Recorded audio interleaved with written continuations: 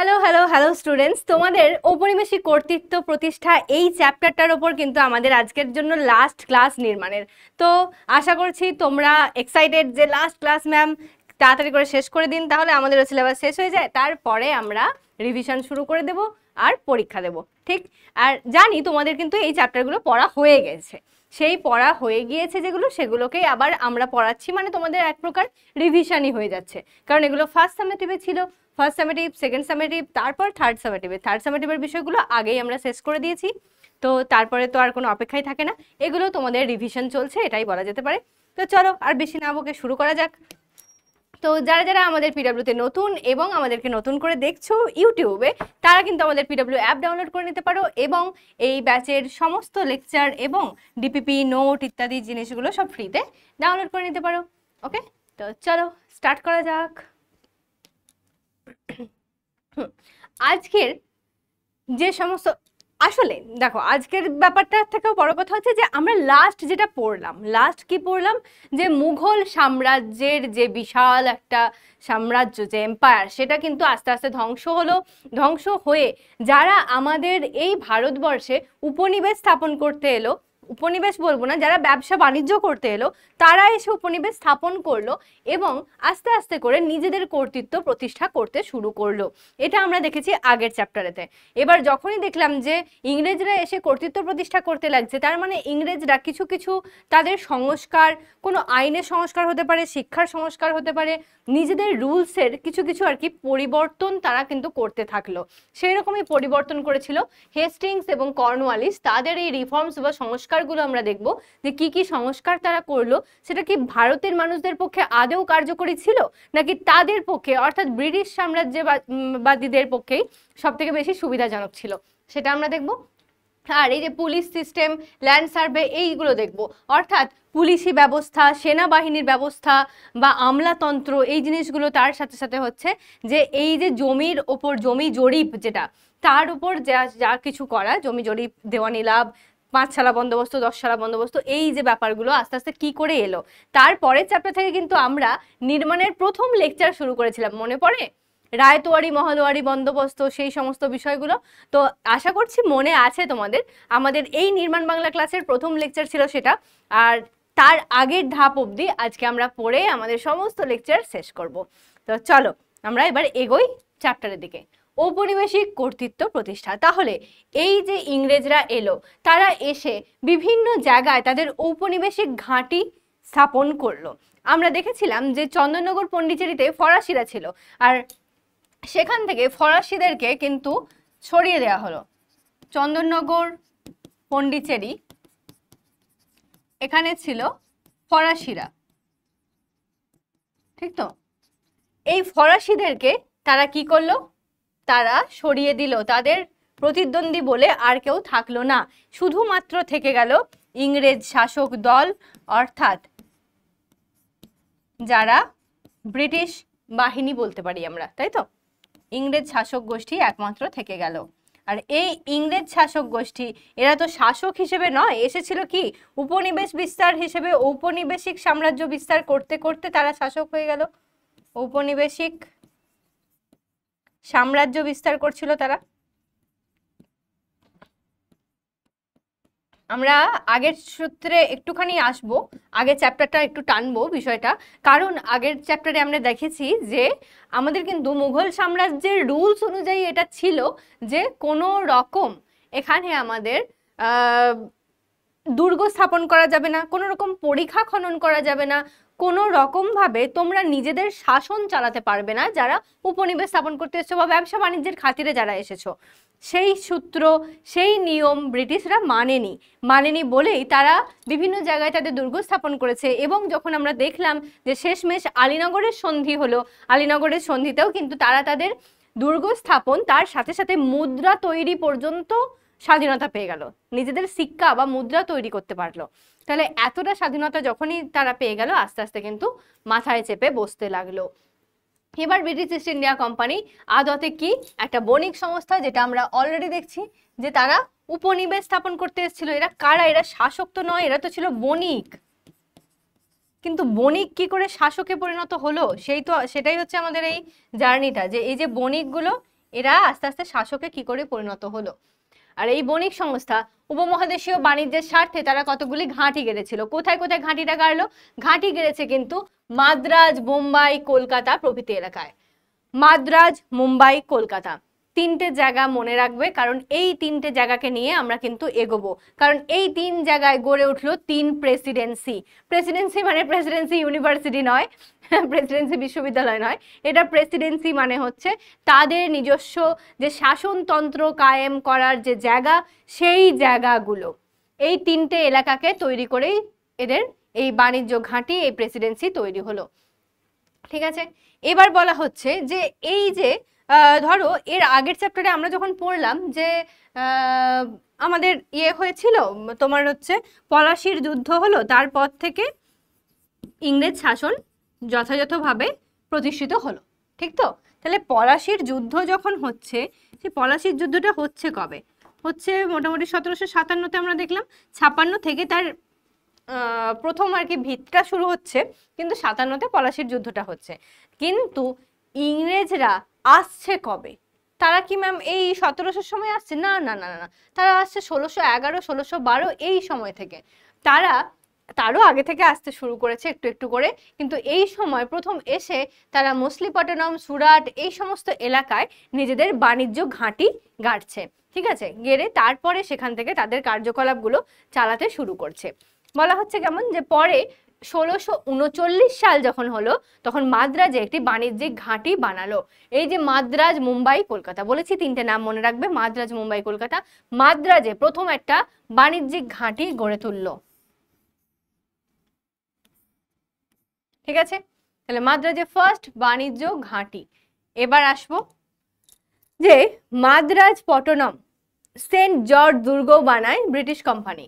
আর হচ্ছে ক্রমে Saint George ও মাদ্রাজকে কেন্দ্র করে তৈরি হয় সেন্ট জর্জ দুর্গ প্রেসিডেন্সি বা মাদ্রাজ প্রেসিডেন্সি। এটাই হচ্ছে আসল যে মাদ্রাজ প্রেসিডেন্সি। এই দুর্গ একটা বললাম কি প্রথমেই, যে তাদের দুর্গ বানানো কিন্তু নিয়ম ছিল না, কিন্তু তার পরবর্তীকালে তারা দুর্গ বানিয়েছে। মানে পরবর্তীকালে কি বলছে, আগে থেকেই তারা দুর্গ বানাচ্ছিল। নিজেদের শাসনতন্ত্র যেখানে তারা মোটামুটি কায়েম করতে পারছে, সেই জায়গাতে তারা দুর্গ বানিয়ে নিচ্ছে। সেই দুর্গ বানিয়েছে, দুর্গ বানিয়ে সেই সেন্ট জর্জ দুর্গ প্রেসিডেন্সি, তার নাম হচ্ছে পুরোটা, অথবা বলা হয় সেটাকে, যেহেতু মাদ্রাজে অবস্থিত তাই জন্য সেটাকে বলা হচ্ছে মাদ্রাজ প্রেসিডেন্সি। মাদ্রাজ প্রেসিডেন্সির অন্তর্গত অঞ্চলগুলির মধ্যে দক্ষিণ ভারতের বিরাট অংশ পড়েছিল। আজকের তামিলনাড়ু, কেরালা ও অন্ধ্রপ্রদেশের বেশ কিছু অঞ্চলের পাশাপাশি কর্ণাটক, দক্ষিণ ওড়িশার বেশ কিছু অঞ্চলও মাদ্রাজ প্রেসিডেন্সির অন্তর্ভুক্ত ছিল। এই প্রেসিডেন্সির দুটি প্রশাসনিক কেন্দ্র ছিল, একটা হচ্ছে গ্রীষ্মকালে ওটাকামুন্দ আর শীতকালে মাদ্রাজ। এই দুটো জায়গা ছিল এদের ঘাঁটি। ঠিক আছে, দুটো কেন্দ্র, মানে তার মানে দুটো, এরা মেন জায়গা দুটো থেকে এদের কাজগুলো চালাচ্ছে। এই দুটো জায়গা হচ্ছে, একটা ওটাকামুন্দ আর একটা হচ্ছে মাদ্রাজ।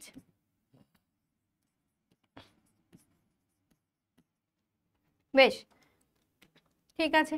এবার মুম্বাই প্রেসিডেন্সির মূল গোড়াপত্তন হয়েছিল সুরাটে ব্রিটিশ কোম্পানির ঘাঁটি বানানোকে কেন্দ্র করে। এখানে বলা হচ্ছে যে মুম্বাই, তাহলে একটা গেল মাদ্রাজ, ম্যাম ভালো কথা, তাহলে তারপরে এলো মুম্বাই।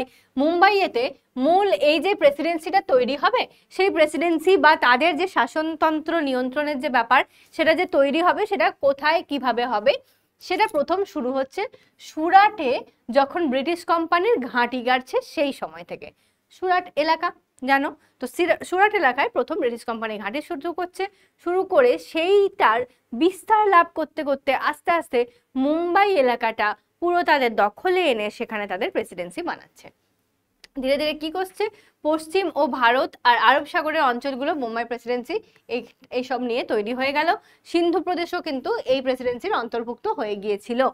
গোড়ার দিকে এই প্রেসিডেন্সিটি পশ্চিম প্রেসিডেন্সি নামে পরিচিত ছিল।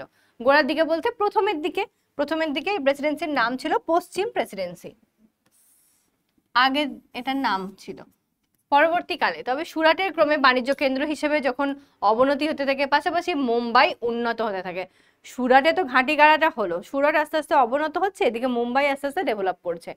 যখনই মুম্বাই ডেভেলপ করছে, মুম্বাইয়ের উন্নতি হচ্ছে, তখন 87 খ্রিস্টাব্দে মুম্বাইকে ঘিরে ভারতের ব্রিটিশ কোম্পানির কার্যকলাপ বিস্তৃত হতে থাকলো। প্রথমেই আমি কি বললাম তোমাদেরকে, যে প্রেসিডেন্সি বলতে এমন একটা জায়গা যেখান থেকে তাদের কাজকর্মগুলো তারা মানে সবকিছু পরিচালনা করবে, ঠিক আছে, মানে ব্রিটিশ প্রশাসন বিভিন্ন কাজকর্ম পরিচালনা করবে। ব্রিটিশ প্রশাসন তাদের বিভিন্ন কাজকর্ম পরিচালনা করে, যেখান থেকে বা যে কেন্দ্র থেকে বলতে পারো, যে একটা কোনো জায়গাকে তো কেন্দ্রীভূত মানে কেন্দ্র হিসেবে আমাদেরকে মানতে হবে, সেখান থেকে আমি সমস্ত কিছুটাকে মানে করব, ঠিক আছে, মানে সবকিছুকে হ্যান্ডেল করব যেটা বলা হয় আর কি। তো সেই হিসেবে বলা হচ্ছে এইটা। কলকাতাকে ঘিরে পূর্ব ভারতের ব্রিটিশ ইস্ট ইন্ডিয়া কোম্পানির কার্যকলাপ দ্রুততর হয়েছিল।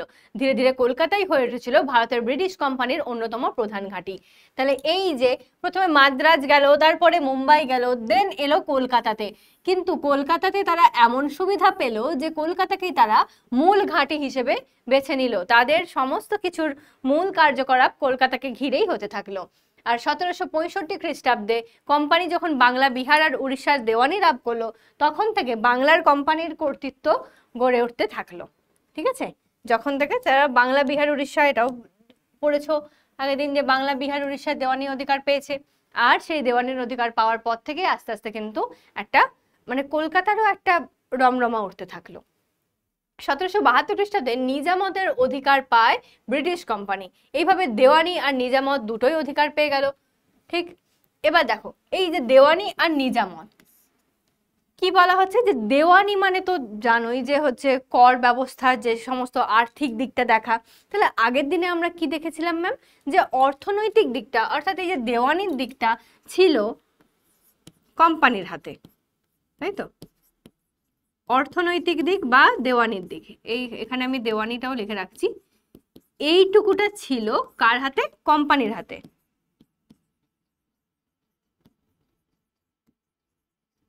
ঠিক। আর এই যে নিজামত অর্থাৎ যে শাসন ব্যবস্থা, শাসনতন্ত্র যেটা চলছে, সেটা কার হাতে ছিল, সেটা ছিল কিন্তু নবাবের হাতে, তাই তো। দ্বৈত শাসন ব্যবস্থায় কি ছিল, প্রথমে দু রকম শাসন ব্যবস্থা চলছিল। একদিকে হচ্ছে অর্থনৈতিক যা কিছু সেগুলো সামলাচ্ছিল কোম্পানি, ব্যবসায়িক দিকটা, আর যা কিছু প্রশাসনিক দিক সেটা সামলাচ্ছিল কিন্তু নবাব, তাই তো। কিন্তু এখন নিজামতের অধিকারও পেয়ে গেল কোম্পানি। নিজামত মানে হচ্ছে কি বলা হচ্ছে, যে প্রশাসনিক,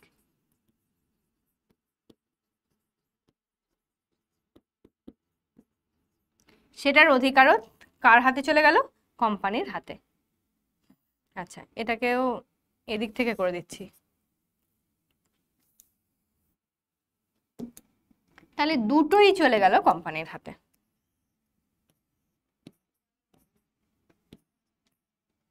বেশ, বুঝতে পারলে আশা করছি। এবার দুই অধিকার যখনই পেয়ে গেছে, তাহলে সে বিশাল শক্তিশালী হয়ে উঠেছে, ডবল শক্তিশালী হয়ে উঠেছে। তাই জন্য তার অধিকার চূড়ান্ত হয়ে যায়। তখন বাংলা, বিহার, আসাম, ত্রিপুরা অঞ্চলে সব মিলে বাংলা প্রেসিডেন্সি গড়ে উঠে গেল। সমস্ত কিছু মিলে তৈরি করে নিল বাংলা প্রেসিডেন্সি। তখন আর কলকাতা প্রেসিডেন্সি আলাদা করে থাকলো না, একদম বাংলা প্রেসিডেন্সি বা কলকাতা প্রেসিডেন্সি বলতেই পারো, কারণ মাদ্রাজ, কলকাতা আর মুম্বাই এই তিনটে প্রেসিডেন্সি নামেই পরিচিত। তো এই কলকাতার প্রেসিডেন্সিটাই শুধুমাত্র বাংলায় সীমাবদ্ধ থাকলো না, বিহার, উড়িষ্যা, আসাম, ত্রিপুরা সব জায়গা মিলিয়ে তৈরি হয়ে গেল। ধীরে ধীরে এই প্রেসিডেন্সিতে যুক্ত হয়েছিল আরো বহু বহু অঞ্চল ইত্যাদি ইত্যাদি। এবার দেখো এখানে বলা হচ্ছে যে বাংলার প্রেসিডেন্সির আচ্ছা, মাদ্রাজের মতো কলকাতাতেও ব্রিটিশ কোম্পানি দুর্গ বানিয়েছিল, যেটা হচ্ছে ফোর্ট উইলিয়াম দুর্গ, ঠিক তো। ব্রিটিশ কোম্পানি ফোর্ট উইলিয়াম দুর্গ বানালো, মাদ্রাজে যেমন করে বানিয়েছিল ঠিক সেই রকম ভাবেই কলকাতাতেও বানালো। আর বাংলা প্রেসিডেন্সিকে ফোর্ট উইলিয়াম দুর্গের প্রেসিডেন্সিও বলা হতো, যেহেতু সেই দুর্গটাই ছিল তাদের ওই মেন কেন্দ্র। আগেই বলেছি তাদের কেন্দ্র যে দুর্গ, সেই দুর্গটাকে নিয়েই আর কি নামকরণ করা হচ্ছে। গোড়ার দিকে মাদ্রাজ, মুম্বাই, কলকাতার ঘাঁটিগুলো তিনটে আলাদা আলাদা পরিষদ বা কাউন্সিলের মাধ্যমে পরিচালিত হতো। লন্ডনে ব্রিটিশ কোম্পানির যে পরিচালক গোষ্ঠী বা কাউন্সিল অফ ডিরেক্টরস ছিল, তাদের সঙ্গে সরাসরি যোগাযোগ রেখে চলতো এই তিনটি কাউন্সিল। কাউন্সিলের একজন সদস্যকে ওই ঘাঁটির গভর্নর নির্বাচন করা হতো। এই গভর্নরটাই কিন্তু পরবর্তীকালে হয়ে যাবে গভর্নর জেনারেল। ঠিক আছে, তাহলে কি বলা হচ্ছে যে তিনটে যে ঘাঁটি থাকলো, তিনটে ঘাঁটির তিনজন প্রধান প্রধান থাকলো ব্যক্তি, যারা কিনা কোম্পানির কথা মেনে তাদের শাসনের যা কিছু আছে নিয়ম রীতিনীতি ইত্যাদি সমস্ত কিছু মেনে তারা কাজ করবে, এবং তারা নিজেদের তাদের যে পদটা সেটা পরিচিত হবে গভর্নর নামে। ঠিক, ধীরে ধীরে ব্রিটিশ কোম্পানির বণিক, কর্মচারী, কর্মকর্তাদের ওপর ব্রিটেনের প্রত্যক্ষ নিয়ম কায়েম করার প্রসঙ্গ ওঠে। ব্রিটিশ পার্লামেন্ট সে বিষয়ে নানা আইন তৈরি করে, আর সেই আইন মোতাবেক ব্রিটিশ ইস্ট ইন্ডিয়া কোম্পানি একচেটিয়া কাজ কারবারের ওপর সরাসরি পার্লামেন্টের নিয়ন্ত্রণ বলবৎ হয়।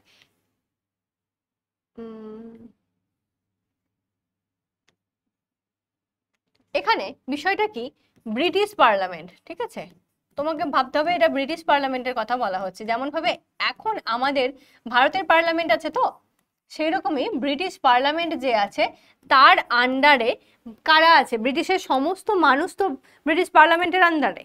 ঠিক তো, এবার এই ব্যক্তিগুলো কি করছে, এই ব্রিটিশরা তারা এসে ভারতবর্ষে ঘাঁটি গাড়ছে বা বাণিজ্য করছে। তাহলে কিছু কিছু ব্রিটিশ বণিক, বা আমি ইংরেজ লিখছি বুঝতে সুবিধা হবে, ওটা ব্রিটিশ পার্লামেন্ট থাকলো। এবার ইংরেজ বণিক তারা এসে এই যে কোম্পানি যেটা আর কি ইস্ট ইন্ডিয়া কোম্পানি, লিখে দিচ্ছি, ইস্ট ইন্ডিয়া কোম্পানি, এরা যে আসছে এদের নিয়ন্ত্রণটা কার হাতে থাকবে, সেটা কিন্তু ব্রিটিশ পার্লামেন্টের হাতেই থাকবে।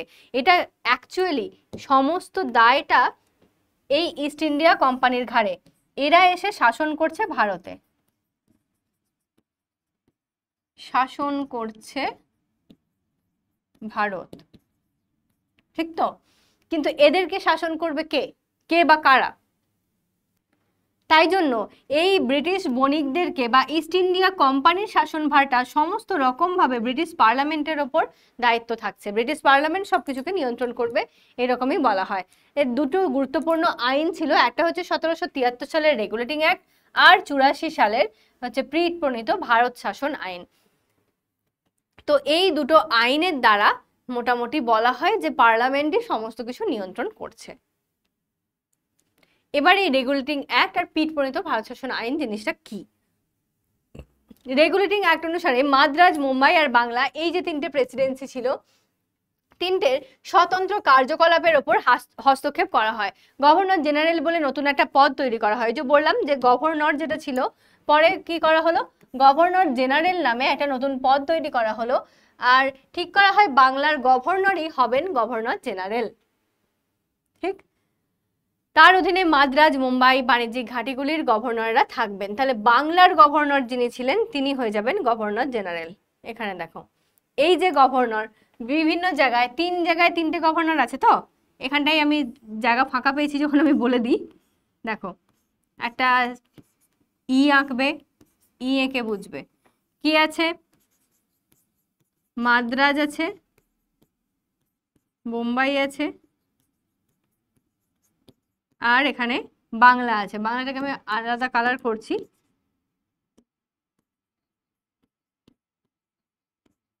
এই তিনটে প্রেসিডেন্সি আছে, তিনটে গভর্নর আছে। ঠিক, তিনজন গভর্নর আছে। এবার বাংলার আন্ডারে যে গভর্নর থাকবে সেই গভর্নর হয়ে যাবে মেন গভর্নর বা গভর্নর জেনারেল।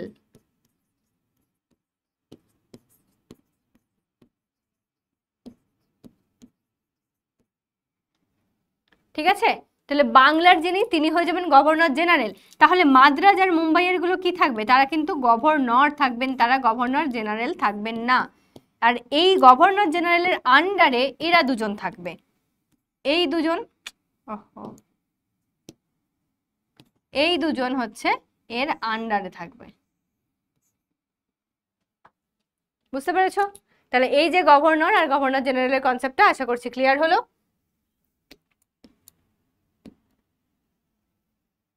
গভর্নর জেনারেল পদের মেয়াদ হবে 5 বছরের জন্য। 5 বছরের জন্য গভর্নর জেনারেল হতে পারবে। আর 4 জন সদস্য নিয়ে তৈরি হবে গভর্নর জেনারেল কাউন্সিল। একটা গভর্নর জেনারেল কাউন্সিল তৈরি করছে যেখানে 4 জন সদস্য থাকছে।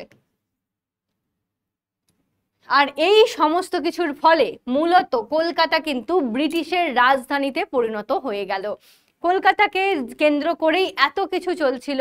শেষমেশ ব্রিটিশরা তারা তাদের যে শাসনতন্ত্রটা নিয়ন্ত্রণ করতে চেয়েছিল সেটা এখানে পরিষ্কার দেখা দিল এবং তারা ব্রিটিশ শাসনের রাজধানীতে পরিণত করলো আমাদের কলকাতাকে।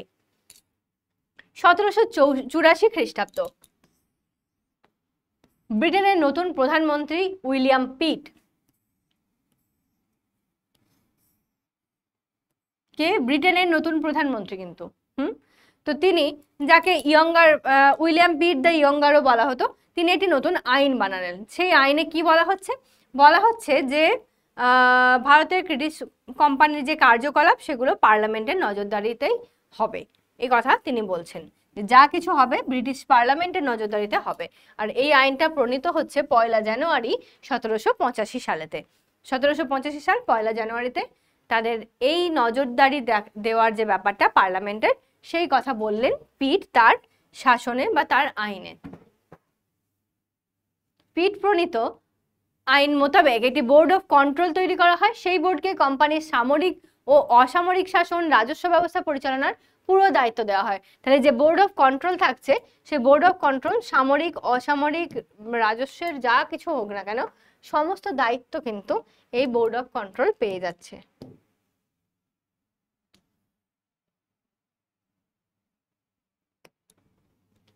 ঠিক আছে? পাশাপাশি ওই আইনে স্পষ্ট করে বলা হয়েছিল ভারতে কোম্পানির সমস্ত প্রশাসনিক কর্তাই গভর্নর জেনারেলের কর্তৃত্ব মেনে চলতে বাধ্য হবে। তাহলে গভর্নর জেনারেল, যিনি বাংলার গভর্নর, সেই গভর্নর জেনারেলের সমস্ত কর্তৃত্ব মানতে বাধ্য হবে বাকি যারা যারা আছে তারা। এখানে আর বিশেষ কিছু নেই। হ্যাঁ, এখানটা দেখতে পারো 1772 খ্রিস্টাব্দে কোম্পানি যে দ্বৈত শাসন ব্যবস্থা, এটা আমরা আগের চ্যাপ্টারেই পড়ে নিয়েছি যে 2 রকম শাসন ব্যবস্থা, যেটা আমি কিছুক্ষণ আগেও আরেকবার মনে করিয়ে দিলাম যে অর্থনৈতিক দিকটা ছিল কোম্পানির হাতে এবং প্রশাসনিক দিকটা ছিল, মানে শাসনতন্ত্রের দিকটা ছিল নবাবের হাতে। এই দুটো শাসন ব্যবস্থা একই সাথে চলছিল বলে তাকে বলা হতো দ্বৈত শাসন ব্যবস্থা। আর সেটা তুলে দিয়ে সরাসরি বাংলার শাসনভার গ্রহণ করলো কোম্পানি। দ্বৈত শাসন ব্যবস্থা 2 রকম ভাবে যে চলছিল, সেই 2 রকম শাসন ব্যবস্থা তুলে দিয়ে সরাসরি ভাবে তারা এবার শাসনভার গ্রহণ করলো। তাহলে আমি আরেকবার লিখে দিচ্ছি, দ্বৈত শাসন মানে যেটুকু ক্ষমতা নবাবের ছিল আর্থিক আর প্রশাসনিক, 2 রকম ক্ষমতা ছিল। এটা ছিল নবাবের হাতে, কিন্তু সমস্তটাই চলে গেল ইংরেজদের হাতে।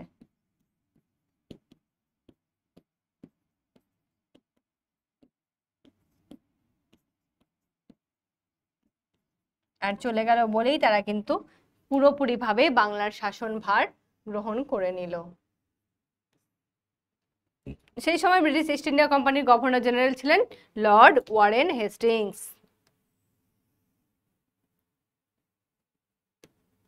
বাংলার প্রশাসনিক ও বিচার ব্যবস্থার সংস্কারের কাজ তিনি শুরু করেছিলেন। ওই জন্যই দেখো আমরা প্রথমেই চ্যাপ্টারের শুরুতে কি দেখেছিলাম যে হেস্টিংস আর কর্নওয়ালিস, এদের দুজনের সংস্কার আমরা পড়বো। এবার হেস্টিংস কি দিয়ে শুরু করছে আগে দেখো, কর্নওয়ালিসটা তো আমি পরে আসবো। হেস্টিংস কি শুরু করছেন, তার সংস্কারের কাজ, তিনি প্রশাসনিক আর বিচার ব্যবস্থার সংস্কারের কাজ শুরু করলেন। যে এই যে প্রশাসনিক বিচার ব্যবস্থা যেটা নবাবের হাতে ছিল দ্বৈত শাসন ব্যবস্থায়, সেটা এখন চলে গেছে কোম্পানির কাছে। তাই কোম্পানির মেন দায়িত্বভার যিনি সামলাচ্ছেন অর্থাৎ গভর্নর জেনারেল, তিনি এবার চেষ্টা করছেন তার নতুন একটা রূপ দিতে। তার তাই জন্য তার বিভিন্ন সংস্কারগুলো তৈরি হচ্ছে। পরবর্তীকালে কর্নওয়ালিসও এর সঙ্গে যোগ দিয়েছিলেন বিভিন্ন সংস্কারের কাজেতে। এবার এখানে বলা হবে যে দুজনের সংস্কারগুলো কেমন কেমন ছিল। ওয়ারেন হেস্টিংসের আমলেই দেশীয় অভিজাতদের হাত থেকে বিচার ব্যবস্থাকে আলাদা করার প্রস্তাব ওঠে। পাশাপাশি ইউরোপীয়দের সরাসরি তদারকির মাধ্যমে সুষ্ঠু বিচার সম্ভব তা নিয়েও আলোচনা চলতে থাকে। তার মানে কি বলা হচ্ছে যে দেশীয় অভিজাতদের হাত থেকে বিচার ব্যবস্থাকে নিয়ে নিতে হবে, আলাদা করে নিতে হবে। এবার শুধুমাত্র যদি ইউরোপীয়রা সরাসরিভাবে এই শাসনটাকে চালায় তাদের বিচার ব্যবস্থার মাধ্যমে, তাহলে সেটাও কতটা কার্যকরী হবে সে নিয়েও ভাবা হচ্ছে। ফলে বিচার ব্যবস্থায় ব্রিটিশ কোম্পানির চূড়ান্ত কর্তৃত্ব প্রতিষ্ঠার উদ্যোগ শুরু হয়ে গেল। ব্রিটিশ কোম্পানির চূড়ান্ত কর্তৃত্ব মনে করা হতে থাকলেও যে ভারতীয়রা ক্রমে কোম্পানির শাসনে অভ্যস্ত হয়ে উঠবে। এবার হচ্ছে 1772 খ্রিস্টাব্দে ব্রিটিশ ইস্ট ইন্ডিয়া কোম্পানির তরফে নতুন বিচার ব্যবস্থা চালু করা হয়। একটা দেওয়ানি আর একটা হচ্ছে ফৌজদারি আদালত গঠন করা হয়। আইন কানুন মুঘল প্রভাব তখনও রয়ে গিয়েছিল আইন কানুনের মধ্যে। অর্থাৎ একটু আগেই আমরা যেমন পড়লাম বা জানলাম যে মুঘল সাম্রাজ্য কিন্তু আইন কানুন প্রশাসনিক দিকটা দেখতো। এবার যখনই তাদের কাছ থেকে সমস্তটা নিয়ে নিল কোম্পানি, তখন তাদের মধ্যেও সেই ছাপটা রয়ে গেল, বা তাদের হয়তো ভালো লেগেছিল যে মুঘল শাসনতন্ত্র যেভাবে চলছে সেই জিনিসটা কিছুটা রেখে দেওয়া যাক। তো সেই ব্যাপারটা তখনও পর্যন্ত থেকে গিয়েছিল। কিন্তু দেওয়ানি আদালতগুলোতে প্রধান ছিলেন ইউরোপীয়রাই। কি বলা হচ্ছে, এই যে দেওয়ানি, একটা দেওয়ানি আর একটা হচ্ছে ফৌজদারি, দুটো দুরকম হচ্ছে, রাইট? এবার দেওয়ানি আদালত যেটা, সেগুলোতে প্রধান থাকছে ইউরোপীয়রা। কিন্তু পাশাপাশি দেশীয় আইন ব্যাখ্যা করার কাজ করতে হচ্ছে ব্রাহ্মণ পণ্ডিত আর মুসলিম মৌলবীরা। দেশীয় আইনগুলো ওরা জানবে কেমন করে? ওরা তো ইংরেজ, ওরা তো বাংলা ভাষা, সংস্কৃত ভাষা এগুলো পড়তে পারে না। তাহলে দেশের যে সমস্ত আইনগুলো আছে, যেগুলো সেই সময় অর্থাৎ নবাবী আমলে চলতো,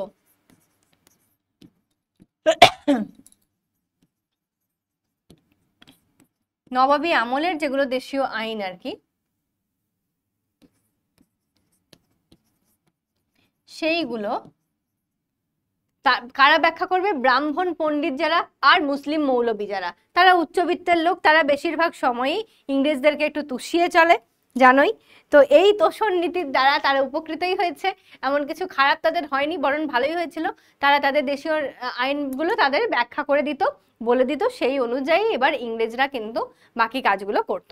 এবার এটা তো গেল ম্যাম দেওয়ানি আদালত। তাহলে ফৌজদারি আদালতে হচ্ছিলটা কি? ফৌজদারি আদালতগুলোতে কিন্তু আলাদা করে একজন করে কাজী, একজন করে মুফতি রাখা হতো। এরা শাসনতন্ত্রটাকে পুরো নিয়ন্ত্রণ করতো, তারা চালাতো। কিন্তু তাই বলে ভেবো না যে এরাই সমস্তটা চালাবে। এদের সর্বোচ্চ উপরে আছে কিন্তু ইউরোপীয়রাই, ইউরোপীয়দের হাতই উপরে আছে, তাদের দ্বারাই সবকিছু নিয়ন্ত্রিত হচ্ছে। ঠিক আছে,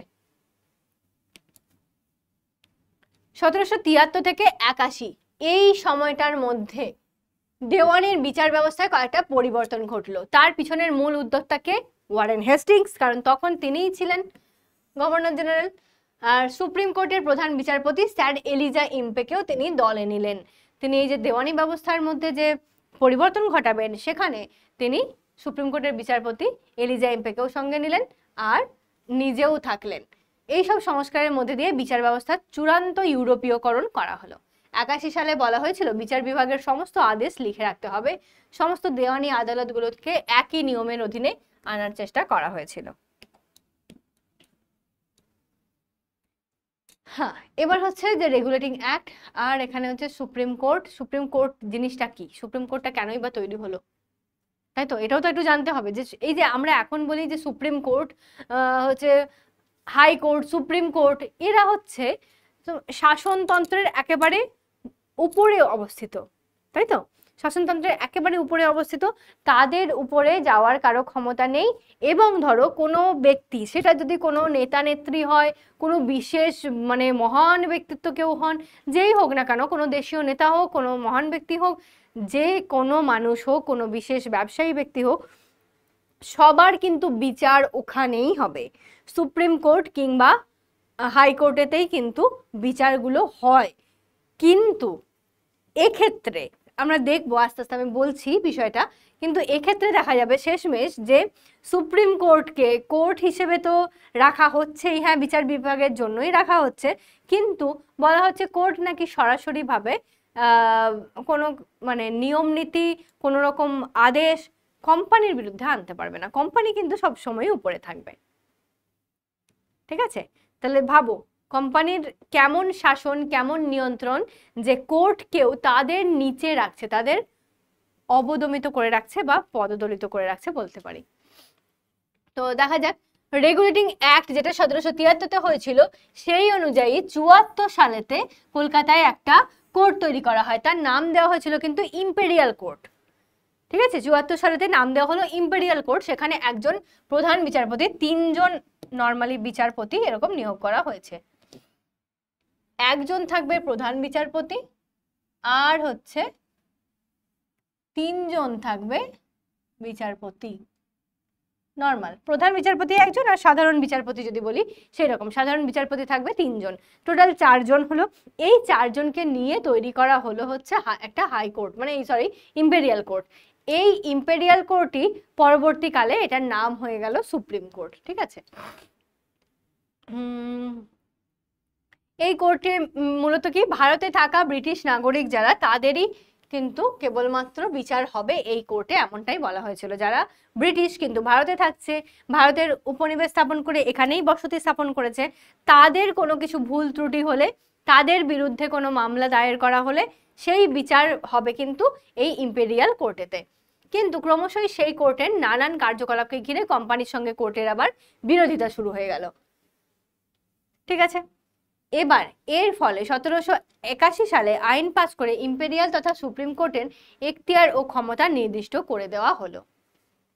81 সালেতে আইন পাস করে পুরো বলে দেওয়া হলো যে এর ক্ষমতা নির্দিষ্ট থাকবে। যখনই কোর্টের এই 4জন বিচারপতি, কোর্টের অন্যান্য আইনজীবীরা যখনই নিজেরা একটুখানি নিজেদের মতো করে শাসনটাকে নিয়ন্ত্রণ করতে শুরু করলো, যখন ইংরেজ কোম্পানির, যাদেরকে বলা হয়েছিল যে ইংরেজরা যারা ভারতে এসে আছে তাদের বিচার করা হবে, তো তাদের বিচার করতে গিয়ে যখনই দেখা যাচ্ছে যে তাদের উপর একটু বেশিই অত্যাচার করা দেওয়া হচ্ছে বা কোনো শাস্তি চাপিয়ে দেওয়া হচ্ছে তাদের অত্যাচারের জন্য, তখন কিন্তু এরা বেঁকে বসলো যে আমরাই কোর্ট তৈরি করব, আবার আমাদের লোককেই তোমরা বেশি করে শাস্তি দেবে, সেটা তো হতে দেবো না।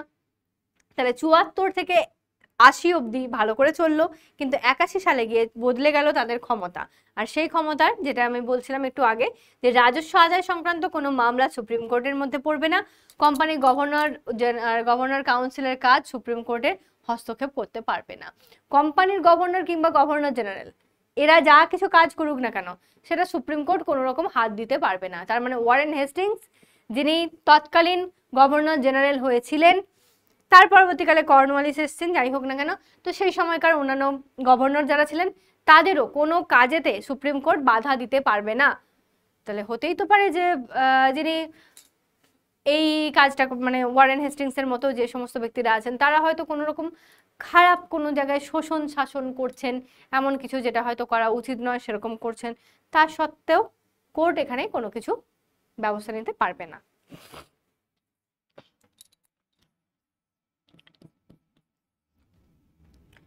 1797 খ্রিস্টাব্দে কলকাতার সুপ্রিম কোর্টের বিচারক সংখ্যা 4-এর বদলে 3জন করা হলো। এখানে আগে 4জন ছিল, পরবর্তীকালে 3জনে পরিণত করা হলো।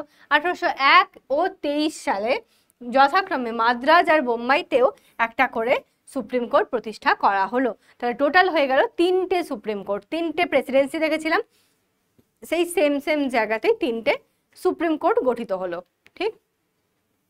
তাহলে 3 প্রেসিডেন্সি, সেই হিসেবেই হয়েছে 3 সুপ্রিম কোর্ট। ওকে,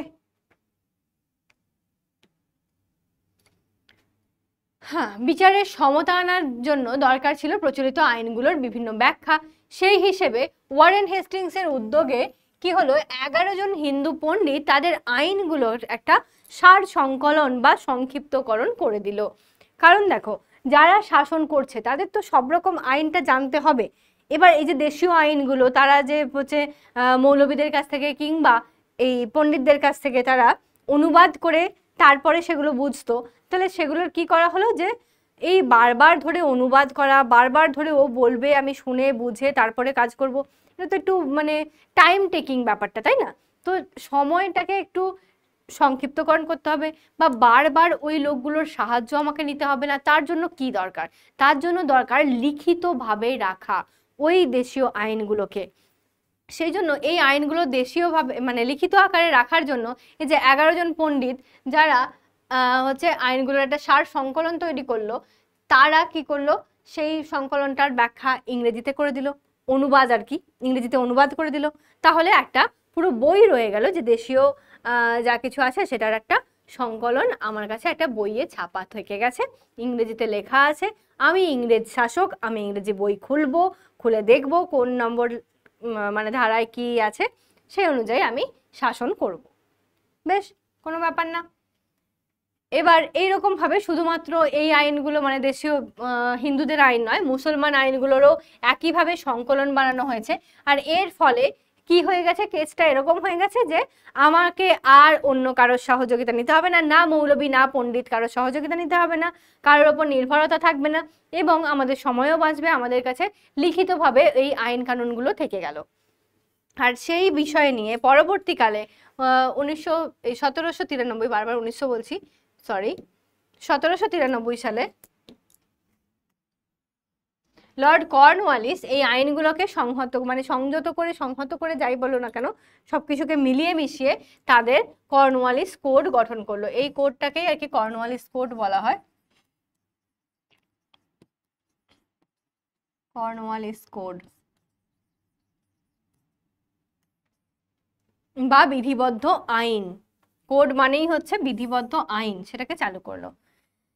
এবার তার ফলে কি হলো, চালু তো করলো, তার ফলে কি হলো, দেওয়ানি সংক্রান্ত বিচার ও রাজস্ব আদায়ের দায়িত্ব আলাদা করা হলো। দেওয়ানি সংক্রান্ত বিচার, রাজস্ব আদায়, এগুলো আলাদা করে দেওয়া হলো। জেলা থেকে সদর দপ্তর পর্যন্ত আদালত ব্যবস্থাকে ঢেলে সাজানো হয়। ঢেলে সাজানো মানে একেবারে যেমন ভাবে বলা হয় না যে ধরো তুমি বহুদিন ধরে বহু জিনিস একটা কোনো কৌটোর মধ্যে ভরে ভরে রেখেছো, তারপরে সেটাকে তুমি ঢেলে দিলে, ঢেলে দিয়ে এবার হয়তো যেগুলো বড় জিনিস সেগুলো নিচে রাখলে, যেগুলো তার থেকে মাঝারি তার উপর, ছোটগুলো একটু ওপর, এই যে ঢেলে সুন্দরভাবে সাজানো, সেটাই বলা হচ্ছে জেলা থেকে সদর অবধি আদালত ব্যবস্থা। অর্থাৎ কিভাবে জেলা আদালত একটা থাকবে, তারপরে হয়তো তার উপরে একটা অন্য কোনো আদালত থাকবে, তারপরে আর একটা আদালত থাকবে, এই যে একটা ব্যবস্থাকে পরপর করে সাজানো, সেটাকে বলা হচ্ছে। নিম্ন আদালতের রায়ের বিরুদ্ধে উচ্চতর আদালতে আবেদন করা যাবে। ওই যে সব থেকে নিচু স্তরে যদি জেলা আদালতটাই থাকে ধরো সব থেকে নিচে, তাহলে জেলা আদালতে যা কিছু তোমার সমস্যা হলো, তুমি তার থেকে উচ্চতর আদালত যেটা থাকবে, সেটা যদি সদর আদালত হয় বা সেটা যদি কোনো মানে তোমার এরিয়ার কোনো আদালত হয়, তাহলে সেই হিসেবে তুমি সেখানে গিয়ে অ্যাপিল করতে পারবে উচ্চতর আদালতে। এবার সমস্ত আদালতেই প্রধান বিচারপতি হতেন কিন্তু ইউরোপীয়রাই, এটা হচ্ছে মেন কথা। প্রধান বিচারপতি সর্বদা, যেমন ওখানে ছিল না এলিজা ইম্পে, সেরকমই ইউরোপীয়রাই সবসময় কিন্তু এদের প্রধান বিচারপতি হয়ে থাকতেন। কর্নওয়ালিসের বিচার ব্যবস্থা সংস্কার বাস্তবে ঔপনিবেশিক বিচার কাঠামো থেকে ভারতীয়দের পুরোপুরি বাদ দিয়ে দিয়েছিল, আর ভারতীয়দেরকে রাখেইনি বিচার ব্যবস্থায়। মুঘল আমলের বিচার ব্যবস্থা থেকে ব্রিটিশ আমলের বিচার ব্যবস্থার বদলগুলি সাধারণ ভারতীয়রা পুরোপুরি বুঝে উঠতে পারেনি। বিচার কাঠামো সংহত করার মাধ্যমে সেগুলি হয়ে উঠেছিল ঔপনিবেশিক শাসনের অন্যতম প্রধান স্তম্ভ। এবার হচ্ছে উইলিয়াম বেন্টিং এর সংস্কার। গভর্নর জেনারেল হিসেবে উইলিয়াম বেন্টিং যখন এলো,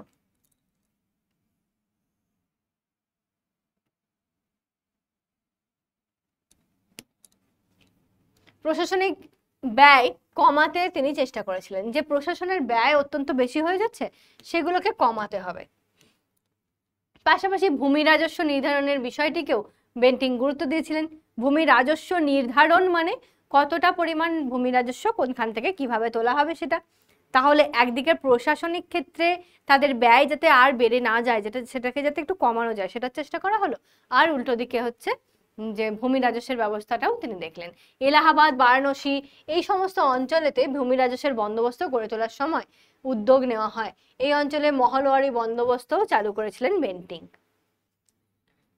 বেন্টিং এর সময় ডেপুটি ম্যাজিস্ট্রেট, ডেপুটি কালেক্টর প্রভৃতি পদে আবার ভারতীয়দের নিয়োগ করা শুরু হয়। বেন্টিং এসে তাহলে ভারতীয়দেরকে আবার নিয়োগ করলেন। একটু আগেই আমরা দেখলাম যে ভারতীয়দেরকে সম্পূর্ণভাবে সরিয়ে দিয়েছিল কর্নওয়ালিস, তারপরে বেন্টিং আবার তাদেরকে নিয়ে এলো যে বিভিন্ন ক্ষেত্রে ভারতীয়দেরকে তাদের যোগ্যতা অনুযায়ী, যে বিভিন্ন জাত পাত এই অনুযায়ী নয় যে তুমি একটা বিশিষ্ট হিন্দু ব্রাহ্মণ, আচ্ছা ঠিক আছে তুমি আমার এই জায়গায় কাজে রপ্ত হবে বা এখানে এই আইন পরিষদে এখানে তুমি যুক্ত হবে, না সেরকম নয়, তাদের যোগ্যতার ভিত্তিতে তাদেরকে কাজ দেওয়ার কথা বলা হয়েছিল। কিন্তু এই যে যেমন বলেছে জাতি ধর্ম বর্ণ নির্বিশেষে এইসব বাদ দিয়ে কেবল যোগ্যতার বিচার করবে। কিন্তু ভারতীয়রা বিভিন্ন কর্মচারীরা বিভিন্ন উঁচু উঁচু পদেতে উচ্চপদস্থ কর্মচারী হিসেবে নিয়োজিত হওয়ার পরেও তারা কিন্তু বেতন সবসময় কমই পেত, বেতন কিন্তু সবসময় তারা ইউরোপীয়দের থেকে কমই পাবে, এরকম একটা হতো, বেতন কম দেওয়া হতো। উত্তর ও মধ্য ভারতের সক্রিয় ঠগী দস্যুদের দমন করার জন্যও কিন্তু এই কর্নেল স্লিম্যানের নেতৃত্বে একটা বিশেষ বিভাগ গড়ে তুলেছিল বেন্টিং, আর আর সেইটাকে তারা দমন করতে সফলও হয়েছিল, ঠগীদেরকে খুব সহজেই তারা দমন করতে পেরেছিল ভারতীয়দের সহযোগিতা নিয়ে। এবার বলা হচ্ছে ঔপনিবেশিক কর্তৃত্ব প্রতিষ্ঠার বিভিন্ন প্রকরণ। হ্যাঁ, 1784 সাল পিট প্রণীত আইনের ফলে ব্রিটিশ ইস্ট ইন্ডিয়া কোম্পানির কার্যকলাপের ওপর ব্রিটেনের পার্লামেন্টের নিয়ন্ত্রণ দৃঢ় হয়ে যায়। এটা তো আমরা আগেই দেখলাম, পার্লামেন্টের নিয়ন্ত্রণ দৃঢ় হলো, ফলে ব্রিটেনের উপনিবেশ হিসেবে ভারতীয় উপমহাদেশের সম্পদ ব্রিটিশ স্বার্থে পরিচালিত করার উদ্যোগ জোরদার হয়ে যায়। পাশাপাশি ভারতীয় উপমহাদেশের ঔপনিবেশিক শাসন যতই বাড়লো, তাকে চালানোর জন্য সম্পদের দরকার হলো, ফলে শাসন চালানোর ও সম্পদ নিয়ন্ত্রণের জন্য প্রয়োজন হলো দক্ষ শাসন যন্ত্রের। কোম্পানি অধিকৃত অঞ্চলগুলোতে এইভাবেই এক একটা শাসন যন্ত্র তৈরি হলো পুরো শাসনটাকে, কাঠামোটাকে ধরে রাখার জন্য। 1813 খ্রিস্টাব্দ পর্যন্ত কোম্পানির ভারতীয় শাসকের মতো করে শাসন চালাতো। ধীরে ধীরে সেই পরিস্থিতিতে বদল আসতে শুরু করলো, ঔপনিবেশিক শাসনযন্ত্রকে ঢেলে সাজানোর দরকার হলো, পুলিশ আর সেনা ব্যবস্থা এবার শুরু হলো, আমলাতন্ত্রের মধ্যে দিয়ে এই শাসন ব্যবস্থা বাস্তব রূপ পেল। তাহলে বলা হলো কি যে আমাদের ভারতবর্ষে যেরকম শাসন চলছিল সেই শাসনটাকে সরাসরি ভাবে, দেখো হঠাৎ করে একটা শাসনের পরিবর্তন তো করা সম্ভব নয়, এই যে বললাম যে যখন আমাদের মোগল আমল চলছিল, তাদের আমলে যা কিছু শাসন ব্যবস্থা যেমন কিছু পরিকাঠামো ছিল সেটা থেকে কি সহজেই ইংরেজরা এক ধাক্কায় বেরিয়ে আসতে পেরেছিলেন? পারেননি। তাহলে ব্রিটিশ শাসকরা তারাও কিন্তু প্রথম প্রথম ওই মুঘল সাম্রাজ্যের যা কিছু মানে শাসনের যে ধারা সেটাকে একটু হলেও মেনে চলছিল। পরবর্তীকালে আস্তে আস্তে তারা মনে করলো এবার দেশীয় শাসন ব্যবস্থা এবং ব্রিটিশ শাসন ব্যবস্থা আলাদা আলাদা করে ঢেলে সাজাতে হবে, প্রত্যেকটা বিষয়কে আলাদাভাবে দেখতে হবে। তখন তারা একটু একটু করে দেশীয় ব্যবস্থাটার ওই যে সংকলন তৈরি করলো, করে তারা শাসন ব্যবস্থা চালাতে শুরু করলো। এর পরবর্তীকালে আরো ভালো করে তারা 3টে ধাপ আনলো, পুলিশ, সেনা আর আমলাতন্ত্র। ঠিক, তাহলে এখানে 3টে ধাপ, 3টে এরকম ভাবেই থাকবে। আসলে প্রথম ধাপে যদি পুলিশকে বলি, পুলিশ একটা নির্দিষ্ট এলাকার, যেমন ভাবে ধরো তুমি একটা এলাকার বাস করো, ঠিক আছে, তো সেই এলাকার যা কিছু ছোটখাটো ঝামেলা ঝাঁটি যা কিছু হয় সেই সমস্ত ঝামেলা ঝাঁটি কে মেটায়? মেটায় তো পুলিশ কাকু। ও পুলিশ কাকু, আমাদের এখানে এই হয়েছে, ঝামেলা হয়েছে, এই হয়েছে, সেই হয়েছে, পুলিশ কাকু এলো, এসে সমস্ত চোর ডাকাতকে ধরে নিয়ে গেল, ঝামেলা মিটিয়ে দিয়ে গেল। তাহলে পুলিশরা ছোটখাটো এলাকার ঝামেলা ঝাঁটিগুলো মেটাতো। যখন কোনো ঝামেলা মেটানোর পুলিশরা পেরে উঠতো না, তারপরে নামানো হতো সেনাবাহিনীকে। ঠিক, তাহলে যখন যে কোনো এলাকাতেই পুলিশ বহাল থাকছে, পুলিশের যখন কার্যক্ষমতা যেখানে সীমিত হয়ে যাচ্ছে আর যখন পেরে উঠছে না, তখন আসছে সেনাবাহিনী। বেশ, তো এই হচ্ছে ধাপটা ছিল। এবার হচ্ছে পুলিশ ব্যবস্থা। মুঘল পুলিশ ব্যবস্থায় ফৌজদার, কোতোয়াল এগুলো ছিল আগে, আর ব্রিটিশ ইস্ট ইন্ডিয়া কোম্পানি যখন দেওয়ানি লাভ করলো তারপর এই সমস্ত কিছুকে পরিবর্তন করে শুধুমাত্র পুলিশ ব্যবস্থা একটা রাখলো, যেটা মানে ইউরোপীয়দের শুধুমাত্র পুলিশি ব্যবস্থা হিসেবে থাকার। যেমন ৭৬-এর মন্বন্তরের সময় পুলিশেরা প্রচন্ড পরিমাণে আর কি এর সঙ্গে অ্যাক্টিভলি যুক্ত ছিল। এই যে আইন শৃঙ্খলার অবনতি বাড়ছিল, দেখো আইন শৃঙ্খলার যে অবনতি হচ্ছিল তারপরেই কিন্তু পুলিশ ব্যবস্থাকে নিয়ে আসা হলো। ১৭৮১ সাল পর্যন্ত ফৌজদারি ব্যবস্থা চললেও শেষ পর্যন্ত ফৌজদারের জায়গায় ইংরেজ ম্যাজিস্ট্রেটদের বসানো হয়।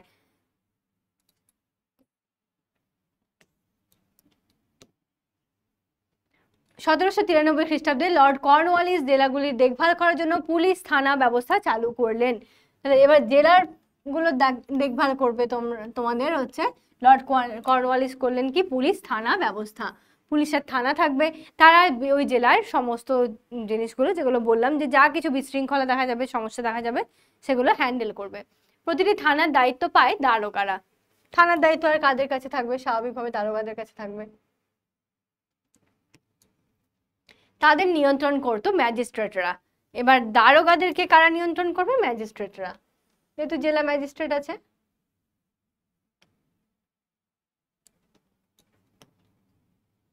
স্থানীয় অঞ্চলে সাধারণ মানুষের কাছে দারোগারাই ছিল কোম্পানির শাসনের ক্ষমতা ও কর্তৃত্বের প্রতীক। কিন্তু স্থানীয় জমিদারদের সঙ্গে দারোগারা সমঝোতা করে চলতো, ফলে সাধারণ মানুষের উপর চলতো জমিদার আর দারোগার যৌথ পীড়ন। এই যে দারোগা বা পুলিশেরা, তুমি দেখো এখনো বর্তমান সময়েও আমরা দেখি যে পুলিশ প্রশাসন যাই বলি না কেন, তারা কোনো না কোনো ভাবে উচ্চবিত্ত ব্যবসায়ী যে শ্রেণী তাদের সঙ্গে কিন্তু যথেষ্ট মিলিত থাকে। তো তাদের দোষগুলো অনেক সময় ঢাকার চেষ্টা করা হয়, তাদের সঙ্গে তারা মিলিত হয়ে কি করে সাধারণ মানুষের উপর অত্যাচার করে কোনো কিছু চাপিয়ে দেয়। আর সেই কাজটাই কিন্তু তৎকালীন সময় থেকেই হয়ে আসছে। এই যে অষ্টাদশ শতাব্দীর কথা আমরা পড়ছি, মানে ১৭৮০ পরবর্তীকাল বা ১৭৭০ ইত্যাদি, তো এই পরবর্তী সময়ে যেটা আর কি অষ্টাদশ শতাব্দী থেকেই দেখতে পাচ্ছি জমিদারদের সাথে দারোগারা অর্থাৎ পুলিশরা যুক্ত হচ্ছে এবং সাধারণ মানুষের উপর অকথ্য অত্যাচার চালিয়ে যাচ্ছে। তার বদলে গ্রামের দেখভালের দায়িত্ব দেওয়া হয় কাদেরকে? কালেক্টরদেরকে।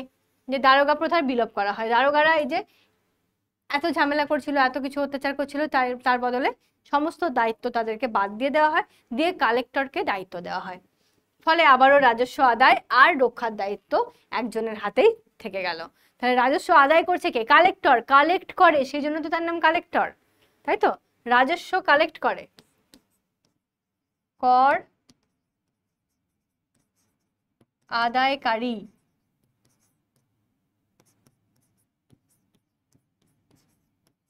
কালেক্ট করে,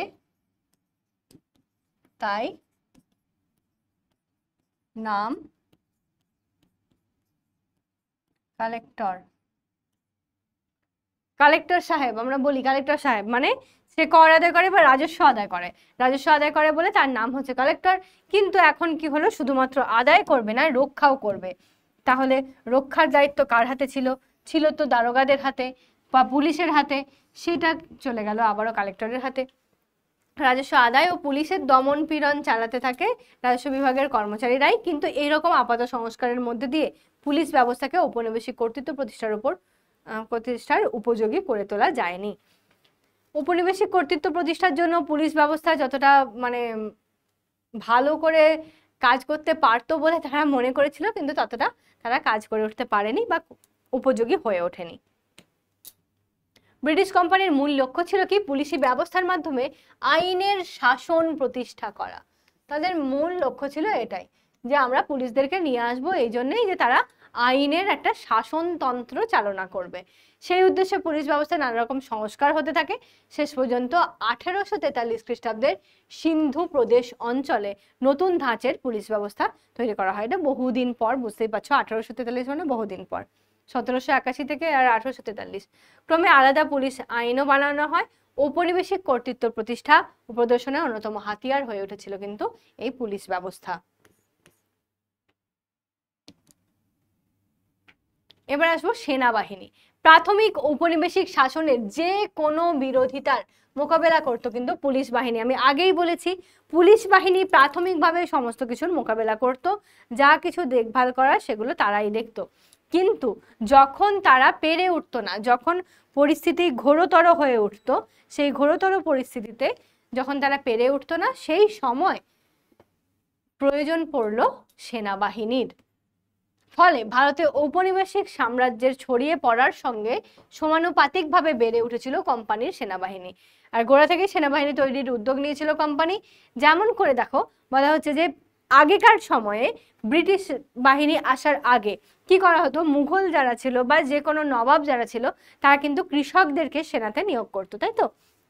যারা কৃষক ছিল, যারা যারা ধরো নিম্ন গোষ্ঠীর মানুষ ছিল, বেশিরভাগই কৃষি কাজের সঙ্গেই যুক্ত ছিল। ইন্ডাস্ট্রিয়ালাইজেশন বা শিল্পের বিপ্লব সে তো অনেক পরে, শিল্পের জিনিসটা পরে এসেছে, তাহলে বেশিরভাগ মানুষ কৃষির সাথে যুক্ত। আর এই কৃষকদেরকে দিয়েই তারা সৈনিক বানাতো। তাহলে কৃষকদেরকে সেনাবাহিনীর সঙ্গে যুক্ত করা, এই ব্যাপারটা আগের থেকেই ছিল, সেটাকেই এরা আবারও গ্রহণ করলো। ঠিক আছে, ব্রিটিশরা আবার ওই জিনিসটাকে গ্রহণ করলো। এমনকি সাধারণ মানুষের থেকে আলাদা করেও তাদেরকে রাখা হতো। এই যে কৃষকরা যারা সেনাবাহিনীতে যোগ দিল, তাদেরকে কিন্তু সাধারণ মানুষের সঙ্গে মিলেমিশে থাকতে দেওয়া যেত না। তারা যেহেতু সেনাবাহিনী হিসেবে যুক্ত হয়েছে, তাই তাদেরকে আলাদা করে রাখা হতো। এইভাবে কোম্পানি আবার হচ্ছে সেই পুরনো প্রথা মেনে নিজেদের সিপাহী বাহিনী বা সেনাবাহিনী তৈরি করেছিল। সিপাহী বাহিনীতে সিপাহী নিয়োগের মাধ্যমে কোম্পানির রাজনৈতিক কর্তৃত্ব ছড়িয়ে পড়েছিল। ফলে সামরিক খাতে ঔপনিবেশিক শাসক সব থেকে বেশি খরচ করত, আর কোম্পানির হয়ে এলাকা দখল করার পাশাপাশি বিভিন্ন বিদ্রোহের মোকাবেলাও করত সিপাহীরা। কোম্পানির হয়ে এলাকা দখলের কথাও আমরা আগের দিন থেকেই পড়তে শুরু করেছি। আগের দিনেও দেখেছিলাম যে বিভিন্ন এলাকা যারা সেই রেসিডেন্ট হিসেবে থাকতো, তারা কি করতো, রেসিডেন্টরা কিন্তু ওই হচ্ছে তুক্কা করে বিভিন্নভাবে বিভিন্ন এলাকা হঠাৎ করে দখলের জন্য বেশ উস্কানি দিত।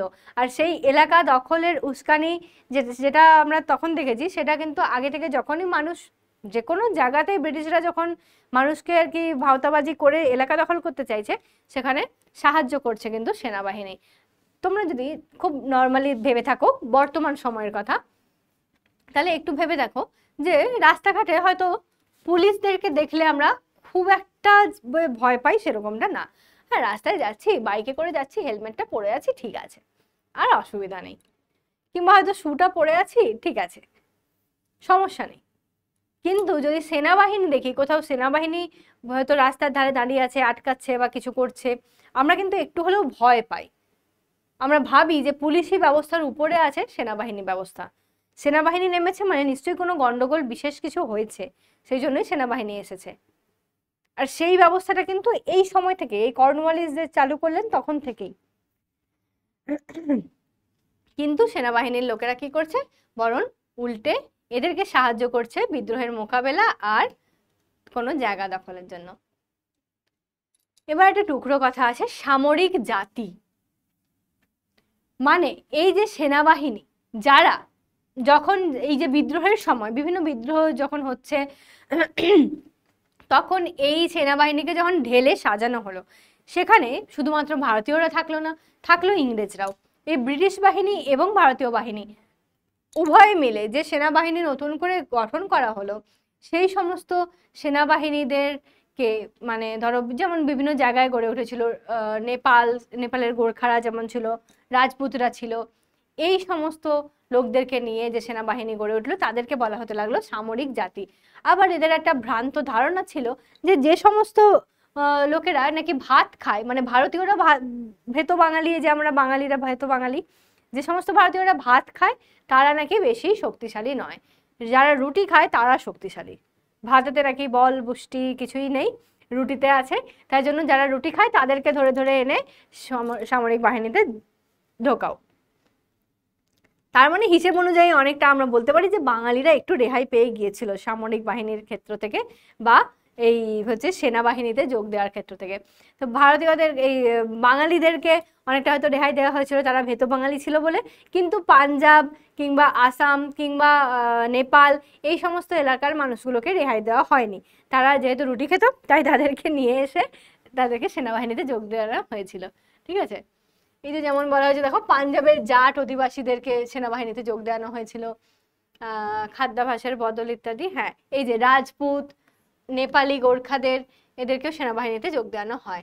আর এই ঔপনিবেশিক শাসকেরা বলতো এইসব সেনারা যুদ্ধে অনেক বেশি দক্ষ, তাই এদেরকে সামরিক জাতি বলে প্রচার করা হতো। এখানে বলা হচ্ছে সেনারা 4 ভাগের, সেনার 4 ভাগের, এখানটা একটা ডট হবে, সেনার 4 ভাগের প্রায় 3 ভাগই ছিল এই তথাকথিত সামরিক জাতির লোক। সিপাহী বাহিনীতে উচ্চবর্ণের ব্রাহ্মণ, রাজপুত, কৃষক সবাই থাকতো কিন্তু। উচ্চবর্ণের ব্রাহ্মণ, রাজপুত, কৃষকেরা এরা কিন্তু সহজেই জায়গা করে নিত। এইসব লোকেরা সেনাবাহিনীতে যোগ দিয়ে অনেক বেশি সুযোগ সুবিধা, নিয়মিত বেতন পেত। ফলে সেনাবাহিনীতে জাত ভিত্তিক মনোভাব দেখা দিতে থাকলো। তারা যেহেতু উচ্চ জাতের লোক, সেজন্য তাড়াতাড়ি তারা এই সেনাবাহিনী হিসেবে যোগ দিতে পারছে। যেখানে আমাদেরকে বলা হচ্ছিল যে সেনা হিসেবে তোমরা যোগ দিতে পারবে না, তাহলে এরা যোগ দিচ্ছে কি করে?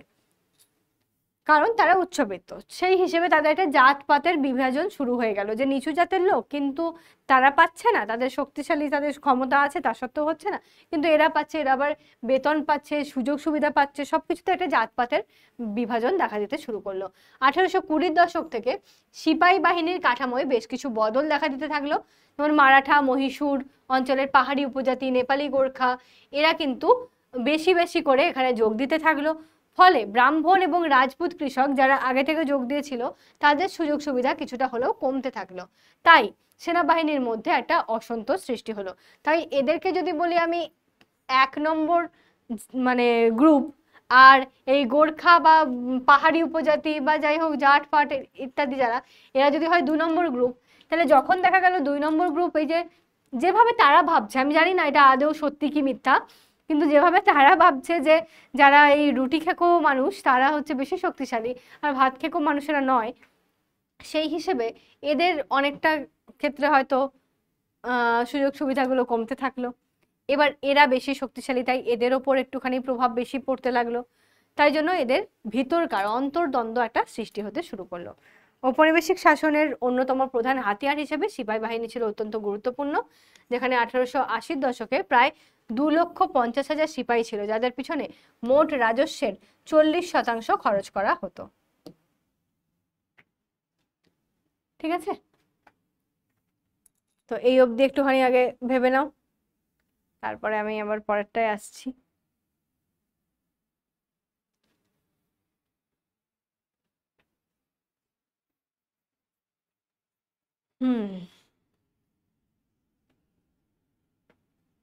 ঠিক আছে, হলো। তাহলে পুলিশ আর সেনাবাহিনীরা বুঝলাম। এবার হচ্ছে আমলাতন্ত্র। বলছে যে সামরিক ক্ষেত্রের শাসনটা তো আমরা দেখলাম, তাহলে অসামরিক শাসনটা কাদের হাতে থাকবে?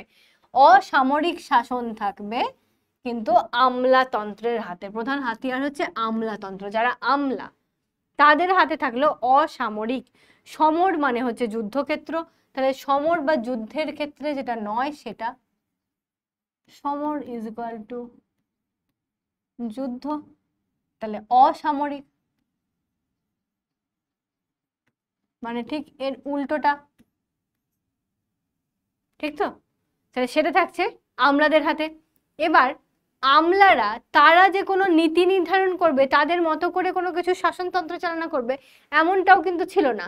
তাদের হাতে যে সমস্ত ক্ষমতা ছিল সেটা নয়, ইংরেজ সরকার যে গৃহীত নীতিগুলো আছে সেগুলোর দ্বারাই আমলারা কাজটাকে পরিচালনা করবে, এই হচ্ছে তাদের কাজ। মানে ইংরেজ সরকারের গৃহীত নীতি সেগুলোই আমলাতন্ত্ররা মেনে চলবে। ঔপনিবেশিক শাসনের পক্ষে এটা অত্যন্ত জরুরি ছিল। কোম্পানির প্রশাসনের অধীনে আমলাতন্ত্রকে সংগঠিত করার উদ্দেশ্যে লর্ড কর্নওয়ালিস সিভিল সার্ভিস বা অসামরিক প্রশাসন ব্যবস্থা চালু করেন। ভারতের ব্রিটিশ প্রশাসনকে দুর্নীতি মুক্ত করার উদ্দেশ্যে কর্নওয়ালিস এটা করেছিলেন। এই যে সিভিল সার্ভিস, ধরো আমরা বলি যে সিভিক পুলিশ, ঠিক আছে, অনেক ক্ষেত্রে আমরা রাস্তাঘাটে যে সিভিক পুলিশরা থাকে তাদেরকে আমরা অনেক সময় বলি যে এরা তো পুলিশ নয়, এরা অ্যাকচুয়াল পুলিশ নয়, কিন্তু এরা সিভিক পুলিশ, মানে তাদের নাম দিয়েছে সিভিক পুলিশ, কিন্তু অ্যাকচুয়ালি তারা পুলিশ প্রশাসনের ক্ষমতার মতো কাজ করে না, ওরা সামাজিকভাবে কাজ করছে, অসামরিক। তারা সামরিক ক্ষেত্রে যখন কোনো যুদ্ধ বাঁধবে, কোনো সমস্যা সৃষ্টি হবে, কোথাও কোনো মানে ধরো আইন কানুন ভাঙা হয়েছে, নিয়ম ভাঙা হয়েছে, সেখানে পুলিশ গিয়ে যে কাজটা করতে পারবে সিভিক পুলিশরা সেই কাজটা কিন্তু করতে পারে না। তারা কিন্তু জাস্ট একটা সমাজের স্ট্রাকচারটা ঠিকঠাক থাকার জন্য, যে রাস্তায় যানজট যাতে না হয়, সব দিকের সঠিকভাবে যান পরিচালনা ঠিকঠাক থাকে, এই সমস্ত কাজরা সিভিক পুলিশ করে। তো যেমনভাবে আমরা ওটাকে ভেবে থাকি সেইভাবে ভাবতে বলছি, ওটা কিন্তু সেম জিনিস নয়, জাস্ট আমি ভাবতে বলছি জিনিসটাকে, যে এরকমভাবে আমরা যেমন ভাবি সেই রকমই ভাবো যে সিভিল সার্ভিস যারা করে সেই সমস্ত অসামরিক যে সমস্ত কাজগুলো সেগুলো করছে কারা? আমলারা। আর কর্নওয়ালিস সেটা করেছিলেন। তার ধারণা ছিল উপযুক্ত বেতন না পাওয়ার ফলে কোম্পানির কর্মচারীদের মধ্যে এই যে একটা সততা দক্ষতার কাজ করার ব্যাপারগুলো কমে আসছে, সঠিক বেতন পাচ্ছে না। স্বাভাবিক, সঠিক বেতন, উপযুক্ত বেতন যদি না পায় তাহলে মানুষ ভালো করে কাজ করবে কেন? কর্নওয়ালিস আইন জারি করে কোম্পানির প্রশাসনের সঙ্গে জড়িত ব্যক্তিদের ব্যক্তিগত ব্যবসা, কোনো রকম উপহার নেওয়া ইত্যাদিগুলো বন্ধ করে দেয়। যদি কোনো মানুষ কোম্পানির সঙ্গে যুক্ত আছে, যুক্ত থেকে সে যদি আলাদা করে আবার ব্যবসা করছে, কোনো জায়গা থেকে কোনো উপহার উপঢৌকন নিচ্ছে, সেই সমস্ত কিছু কিন্তু বন্ধ করে দেওয়া হলো। পাশাপাশি চাকরির মেয়াদের ভিত্তিতে সিভিল সার্ভেন্টদের পদোন্নতির ব্যবস্থাও চালু করে কর্নওয়ালিস। তাহলে চাকরির মেয়াদের ভিত্তিতে পদোন্নতি হবে, সে যদি তোমার কেউ 4 বছর 5 বছর কাজ করছে তাহলে সেই হিসেবে তার পদোন্নতি হবে, সে সেই মতো মাইনে পাবে। অবশ্য প্রশাসনের কর্মচারীদের বেতনও বাড়িয়ে দেন তিনি, প্রশাসনের কর্মচারীদের ক্ষেত্রেও বেতন বাড়ানোর কথা আসে। লর্ড কর্নওয়ালিসের সময় থেকেই সিভিল সার্ভিসের ভারতীয়দের নিয়োগ করা বন্ধ হয়ে যায়। সিভিল সার্ভিসের এই যে কাজ, অর্থাৎ অসামরিক বাহিনীতে আমলাতন্ত্রদের হিসেবে যে সমস্ত কাজ, সেই কাজেতে ভারতীয়দেরকে নেওয়া হওয়া বন্ধ হয়ে গেল, নিয়োগ করা।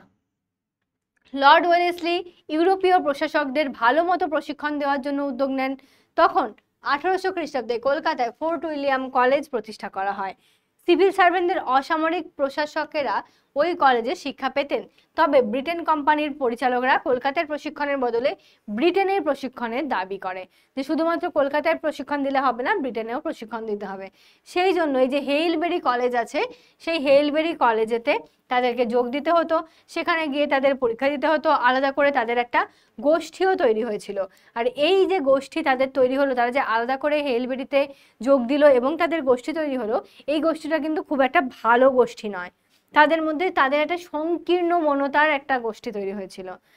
তারা এক হয়ে আলাদা জায়গায় গিয়েছিল বলে একটা ঐক্যবদ্ধতা তাদের মধ্যে সৃষ্টি হয়েছে, কিন্তু এই যে ঐক্যবদ্ধতার মাধ্যমে যে গোষ্ঠীটা তৈরি হয়েছে সেটা অনেকটাই সংকীর্ণ মনা একটা গোষ্ঠী। আইনের শাসন ও আইনের চোখে সমতা। এখানে বলা হচ্ছে যে এই যে আমাদের যে ভারতীয়দের ওপর যে সমস্ত আইনের রীতিনীতি চলছে, সব জায়গায় ধর্ম বর্ণ জাতপাত যাই বলি না কেন, সমস্ত জাতি ধর্ম বর্ণ নির্বিশেষে সমস্ত মানুষ সমান হবে, সকলের ওপর সমান, আইনের চোখে সবাই সমান, এই ব্যাপারটা দেখা হবে। ঠিক আছে, এমনিতেও আমাদের এটা কথাতেই বলা হয় যে আইনের চোখে সকলেই সমান, কিন্তু সেটা বর্তমানে ফলে কি ফলে না সেটা তর্কের বিষয়। তো সেই বিষয়টাই এখানেও বলা হয়েছে, যে আইনের ব্যাখ্যা করে এখানে বলা হয়েছিল যে সব ক্ষেত্রে একই রকম আইন চালু করতে হবে। এই যে অবশ্য সেক্ষেত্রে ব্যতিক্রমও ছিল, এই ব্যতিক্রমটা সবসময়ই থেকে যায়, ব্যতিক্রম থাকবে। ইউরোপীয় ব্যক্তিদের বিচারের জন্য আলাদা আইন, আলাদা আদালত ছিল। এছাড়া বাস্তবে আইন আদালত কেন্দ্রিক বিচার ব্যবস্থা ব্যয়বহুল হয়ে পড়েছিল। মুদ্রিত বাংলা বই। এই সময় ভারতবর্ষে সব থেকে বড় ভালো জিনিস যেটা হয়েছে আমাদের ভারতীয়দের ক্ষেত্রে এবং বাঙালিদের ক্ষেত্রে, সেটা হচ্ছে বাংলায় ছাপাখানা আসা। এবং সেখানে যেমন তোমরা জানো যে শ্রীরামপুরে যেটা হচ্ছে ব্যাপটিস্ট মিশনের যেটা ছাপাখানা ছিল শ্রীরামপুর মিশন কর্তৃক, তো সেখানের ছাপাখানা যেমন হয়েছে তেমনই বাংলায় বিভিন্ন জায়গায়, কলকাতাতেও ছাপাখানা এসেছে, ছাপা যন্ত্র এসেছে এবং সেখান থেকে বাংলার বই ছাপা শুরু হয়েছে। আর এটা প্রথম হচ্ছে এই যে ব্রাসি হ্যালেড বা হ্যালহেড, এই নামটা অ্যাকচুয়ালি কিন্তু এইরকম লেখা হয়, তোমাদের বইয়ে হ্যালহেড নেই, হ্যালেড আছে, তো আমি সেই হিসেবেই দিয়েছি, যেমন লেখা আছে তেমনটাই। তো অ্যাকচুয়ালি তার নাম হচ্ছে হ্যালহেড। তো হ্যালহেড কি করেছিলেন তিনি, যে ইংরেজি অনুবাদ যেটা আর কি, এ কোড অফ জেন্টিউ ল, এটাকে তিনি করেছিলেন। আর তিনি লিখেছিলেন হচ্ছে a grammar of the Bengal language. এটাই হচ্ছে বাংলার প্রথম বই, যেটা হুগলি জেলার জন অ্যান্ড্রুজের ছাপাখানায় প্রথম প্রকাশিত হয়। এই বই ছাপার ক্ষেত্রে প্রথম বাংলা হরফের ব্যবহার করেছিল। তবে হ্যাঁ, এটাকে একটুখানি দাগ দিয়ে রাখবে, ছাপার ক্ষেত্রে প্রথম বাংলা হরফের ব্যবহার করেছিল। ঠিক আছে, এটা হচ্ছে এই grammar of the Bengal language. তবে বাংলা ভাষায় যদি বলি প্রথম পূর্ণাঙ্গ বই, তাহলে বলবো জোনাথন ডানকানের অনুবাদ করা একটা আইনের বই। বাংলা ভাষার প্রথম পূর্ণাঙ্গ বই সেটা হচ্ছে জোনাথন ডানকানের অনুবাদ করা একটা আইনের বই। 1784 খ্রিস্টাব্দে এই বইটি প্রকাশিত হয়েছিল। সেটির নাম ছিল কি? আইনের বইটার নাম দেখো, নামটা প্রচন্ড অড একটা নাম, পুরো একটা বাক্য দিয়ে একটা নাম, কিন্তু মনে রাখতে হবে মফসল দেওয়ানি আদালতে সকলের ও সদর দেওয়ানি আদালতের বিচার ও ইনসাফ চলা হইবার কারণ ধারা ও নিয়ম। এটা হচ্ছে এটার নাম। ঠিক আছে, ওই জন্য আলাদা একটু কালিতে দিয়েছি আর কোটেশন ইউজ করেছি। দেখো সিঙ্গেল কোটের মধ্যে লেখা আছে পুরো নামটা। নামটা খুবই অদ্ভুত, এইভাবে মনে থাকে না আমি জানি, কিন্তু তোমাদেরকে বারবার লিখে লিখে হলেও মুখস্থ করে রাখতে হবে বা মনে রাখতে হবে। ঠিক আছে, তাহলে আমাদের এখান থেকে এই জায়গা থেকে আমরা কিন্তু দুটো কোয়েশ্চেন পাবো, যে বাংলা হরফের প্রথম বই কোনটি আর বাংলা ভাষার প্রথম বই কোনটি।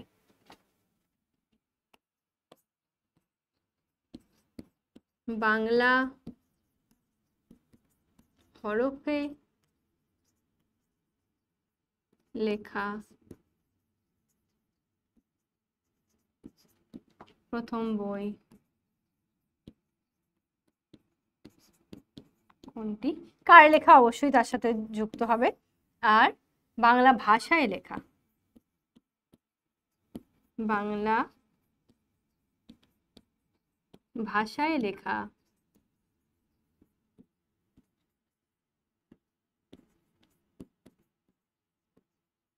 প্রথম পূর্ণাঙ্গ গ্রন্থ কোনটি। ঠিক আছে, এই দুটো হয়ে যাবে এখান থেকে প্রশ্ন। এবার হচ্ছে নতুন শিক্ষা। তোমরাই বলো যে যখন আমাদের ভারতবর্ষে শিক্ষা ব্যবস্থা যেভাবে চলছিল, যখন ইংরেজরা এলো তারপর থেকে শিক্ষা ব্যবস্থা বদলেছে কি বদলায়নি? অবশ্যই বদলেছে। যেখানে শিক্ষা ব্যবস্থা আমাদের এমন ছিল যে আমরা শুধুমাত্র সংস্কৃত এবং বাংলার দু একটা বই হয়তো পড়তে পারতাম, পুঁথি, তাও আবার তখন তো ছাপার অক্ষরে কিছু ছিল না। তো তার পরবর্তীকালে আমাদের এলো এই ছাপাখানা, যেখান থেকে প্রথমে এই grammar of the Bengal language প্রকাশিত হলো, পরবর্তীকালে এই যে জোনাথনের বইটা প্রকাশিত হলো। তাহলে এইরকম ভাবে আস্তে আস্তে করে যখন বাংলা বই একটু একটু করে চলতে শুরু করলো, সেই চলার পিছনে মানে ছাপার পিছনে শুধুমাত্র কি ভারতীয়দের হাত ছিল নাকি শুধুমাত্র ব্রিটিশদের হাত ছিল? উভয় পক্ষেরই কিন্তু হাত ছিল। কারণ যখনই ব্রিটিশরা কোনো একটা কাজে উদ্যোগ নিচ্ছেন বাংলা ভাষায় কোনো একটা কিছু লেখার জন্য, তাহলে বাঙালিদের সহযোগিতা একান্ত প্রয়োজন সেখানে, নাহলে তিনি বাংলাটা শিখবেন কি করে, বাংলাটা লিখবেন কি করে? ঠিক তো? তাহলে সেই জন্য উভয়ের একটা মিলিত প্রয়াসে কিন্তু আস্তে আস্তে করে আমাদের বাংলার শিক্ষা ব্যবস্থা অনেকটা পরিবর্তন ঘটেছিল। এবার যদি বলি শুধুমাত্র বাংলার নয়, ব্রিটিশ ইস্ট ইন্ডিয়া কোম্পানি তারা কি করলো, তারা কিন্তু নতুন একটা শিক্ষার উদ্যোগ নিল, যেখানে দেখা গেল যে শুধুমাত্র ব্রিটিশদের ক্ষেত্রে নয়, দেশীয় ভাষাতেও শিক্ষা গ্রহণ করা হবে, কিন্তু গুরুত্ব দেওয়া হবে বেশিরভাগ ক্ষেত্রে এই বিদেশি শিক্ষা ব্যবস্থাকে। স্বাভাবিকভাবেই তারা যেহেতু গঠন করেছে, তাই তারা তাদের মতো করে বিষয়টাকে একটু বেশি করে হাইলাইট করবে, তাদের বিষয়গুলো যাতে শিখতে পারে মানুষ। আর তার সাথে সাথে দেশীয় ভাষাতেও শিক্ষা ব্যবস্থার কথা তারা বলে। এবার একটুখানি আমরা দেখি কি কি বলা হয়েছে। ফরাসি ও অন্যান্য ভারতীয় ভাষা জানা লোকেদের রাজস্ব দপ্তরের কাজে নিয়োগ করেছিলেন কে? Warren Hastings. ওয়ারেন হেস্টিংস যারা ফরাসি ভাষা জানতো এবং অন্যান্য ভারতীয় ভাষা জানতো, তার মানে ওয়ারেন হেস্টিংস কি জানে? সে ইংরেজি ভাষা জানে, তাই তো?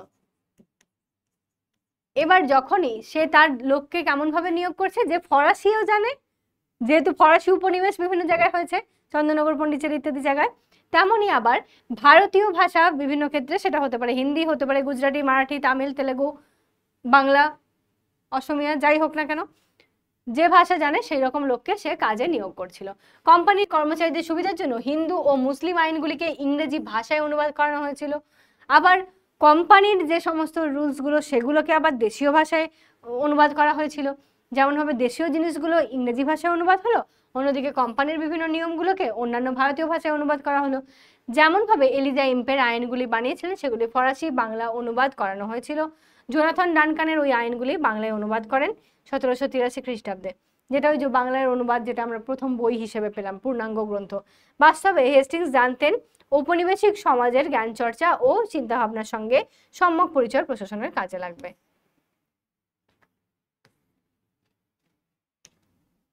ওয়ারেন হেস্টিংস বিভিন্ন অঞ্চলে সংস্কৃত পণ্ডিতদের কলকাতায় বিদ্যাচর্চার সুযোগ করে দিয়েছিলেন।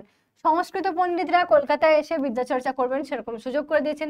জোনাথন ডানকান ছাড়াও Charles Wilkins, Nathaniel Brassey, Halhed হেস্টিংসের উদ্যোগে সামিল হয়েছিলেন। 1791 সালে বেনারসে জোনাথন ডানকান প্রতিষ্ঠা করেছিলেন হিন্দু কলেজ। বেনারসে যে বেনারস হিন্দু কলেজ যেটা আছে আর কি, সেই বেনারসে হিন্দু কলেজ স্থাপন করলেন এই জোনাথন ডানকান। তার মূল উদ্দেশ্যগুলো কি ছিল? ওই কলেজের শিক্ষিত ব্যক্তিরা ঔপনিবেশিক শাসন ও বিচার ব্যবস্থাকে সুগঠিত করার কাজে সহায়তা করবে। ওই কলেজে শিক্ষিত যে সমস্ত ব্যক্তি তারা কি করবে? ঔপনিবেশিক শাসন আর বিচার ব্যবস্থা, মানে সমস্তটাই নিজেদের প্রফিটের কথা ভেবেই হচ্ছে। এই যে বললাম যে জাতীয় শিক্ষা, যেটা নতুন করে শিক্ষানীতি যেভাবে বানানো হচ্ছে, কি করা হচ্ছে? তোমরা দেশীয় ভাষায় শিক্ষা লাভ করো, তোমাদেরকে বইও বানিয়ে দেবো, তোমরা বই নিয়ে পড়ো, পড়ে কি করবে? আমাদের সহযোগিতা করবে।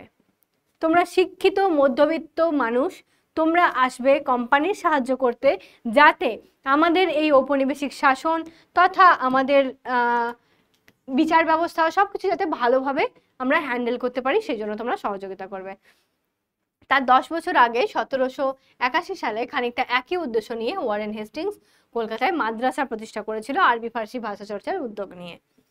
উইলিয়াম জোন্স 1784 সালে কলকাতায় এশিয়াটিক সোসাইটি প্রতিষ্ঠা করলেন। এটা একটা শর্ট কোয়েশ্চেন আসে, এশিয়াটিক সোসাইটি কবে প্রতিষ্ঠিত হয়, কে প্রতিষ্ঠা করেন?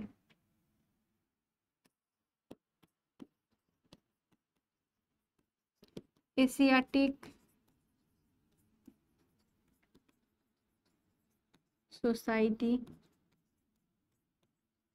কে কবে প্রতিষ্ঠা করেন? মূলত সংস্কৃত ভাষায় লেখা প্রাচীন ভারতীয় সাহিত্যগুলি আধুনিক ইংরেজি ভাষায় অনুবাদ করাই ছিল জোনসের মেন লক্ষ্য। তিনি কি করলেন? বিভিন্ন যে সমস্ত ভারতীয় প্রাচীন সাহিত্য, যেমন ধরো রামায়ণ, মহাভারত, এই ধরনের যে সাহিত্যগুলো আছে, গীতা, এমনকি বাইবেলেরও কিছুটা অংশ বোধহয় তিনি করেছিলেন, তাই তো? হ্যাঁ, এখানে লেখা নেই, যাই হোক, এই প্রাচীন যে সমস্ত আর কি মহাকাব্যগুলো আছে, সাহিত্যগুলো আছে, সেই সমস্ত ভারতীয় সাহিত্যগুলোকে তারা অনুবাদ করেছে।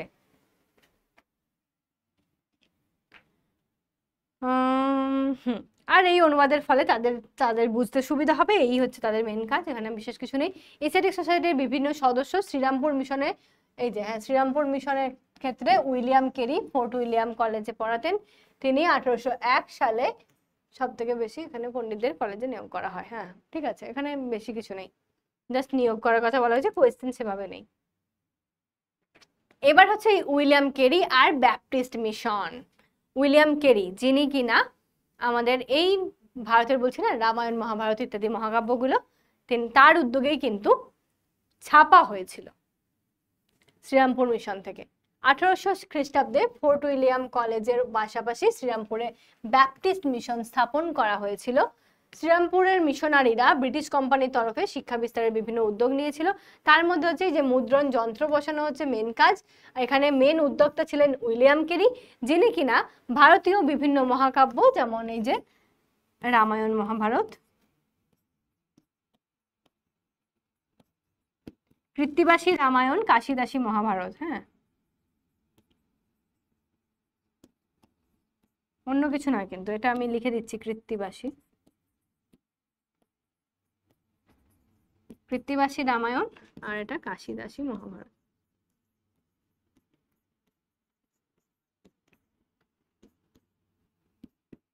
কাশিদাসী মহাভারত এগুলো তারা অনুবাদ করেছিল, মানে প্রকাশ করেছিল। আর তার সাথে সাথে আবার বাইবেলেরও একটা অংশ প্রকাশ করে। 1778 খ্রিস্টাব্দে হালহেদের লেখা ওই যে বাংলা ব্যাকরণ বইটিও সম্পাদনা করে। এখানে ওই হালহেদের বাংলা ব্যাকরণ বলতে ওইটাকেই বলা হচ্ছে কিন্তু grammar of the Bengal language.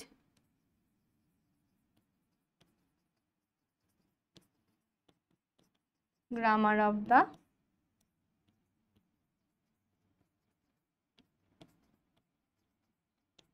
Bengal language.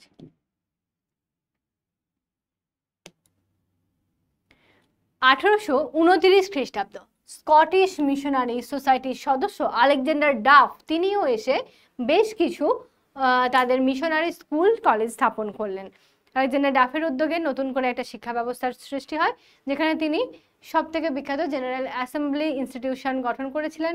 R Sanskrit Pandit Heyman Horace উইলসনের নেতৃত্বে 1824 খ্রিস্টাব্দে কলকাতায় সংস্কৃত কলেজ পঠন পাঠন শুরু হয়। কলকাতায় যে সংস্কৃত কলেজ, সেখানে সংস্কৃত কেন্দ্রিক পঠন পাঠন এবং পাশ্চাত্য জ্ঞানের বিকাশ লাভ করা হতে থাকে। 1823 খ্রিস্টাব্দে ব্রিটিশ প্রশাসন general committee of public instruction তৈরি করেন। ওই কমিটি ভারতবর্ষের শিক্ষা বিস্তারকে গুরুত্বপূর্ণ মনে করে কয়েকটি প্রস্তাব দেয়। সেই প্রস্তাবে আরো দুটি সংস্কৃত কলেজ ও একটি মাদ্রাসা প্রতিষ্ঠার কথা বলা হয়েছিল। 1817 খ্রিস্টাব্দে কলকাতায় হিন্দু কলেজ তৈরি করা হয়। সুপ্রিম কোর্টের প্রধান বিচারপতি স্যার এডওয়ার্ড হাইড ইস্ট এবং ডেভিড হেয়ার এই কলেজের প্রতিষ্ঠায় উদ্যোগী ছিলেন। পাশাপাশি কলকাতা শহরের কিছু শিক্ষিত ব্যক্তিবর্গ হিন্দু কলেজ পরিচালনার সঙ্গে যুক্ত হয়েছিলেন।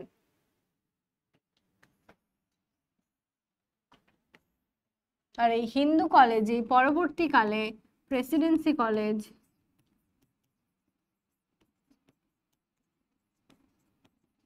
যেটা হয়েছিল প্রথমে, বলছি পূর্বে এটা ছিল কলকাতা ইউনিভার্সিটির আন্ডারে,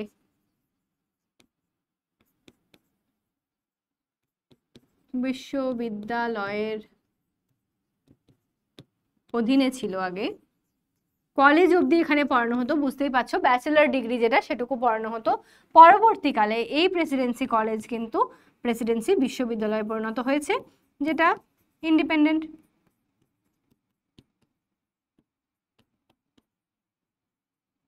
বিশ্ববিদ্যালয় এটা আর এখন কলকাতা বিশ্ববিদ্যালয়ের অধীনে নেই। ঠিক আছে, এই হয়ে গেল আমাদের শিক্ষা ব্যবস্থার কথা।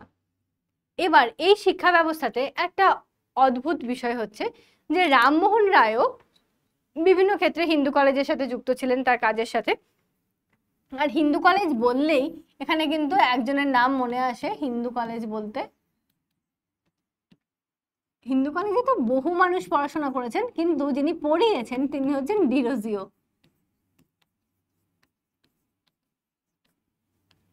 ডিরোজিও পড়িয়েছেন এবং তিনি কিন্তু ওই যে ইয়ং বেঙ্গল দল গঠন করেছিলেন। আচ্ছা, এখানে মেনলি রামমোহনের একটা অদ্ভুত কথা আছে যে তিনি লর্ড আর্মহার্স্টকে আর একটা চিঠিতে লিখেছেন যে সংস্কৃত শিক্ষা বা এই সংস্কৃত কলেজের প্রতিষ্ঠা এগুলো তিনি বিরোধিতা করেছেন, মানে দরকার নেই সেটা বলেছেন। তো এটা কি হিসেবে বলেছেন হয়তো শুনলে মনে হবে বাবা রামমোহন রায় এমন কথা বললেন যে সংস্কৃত শিক্ষা বা সংস্কৃত কলেজ স্থাপনের প্রয়োজনই নাই, এরকম কথা বলতে পারলেন তিনি।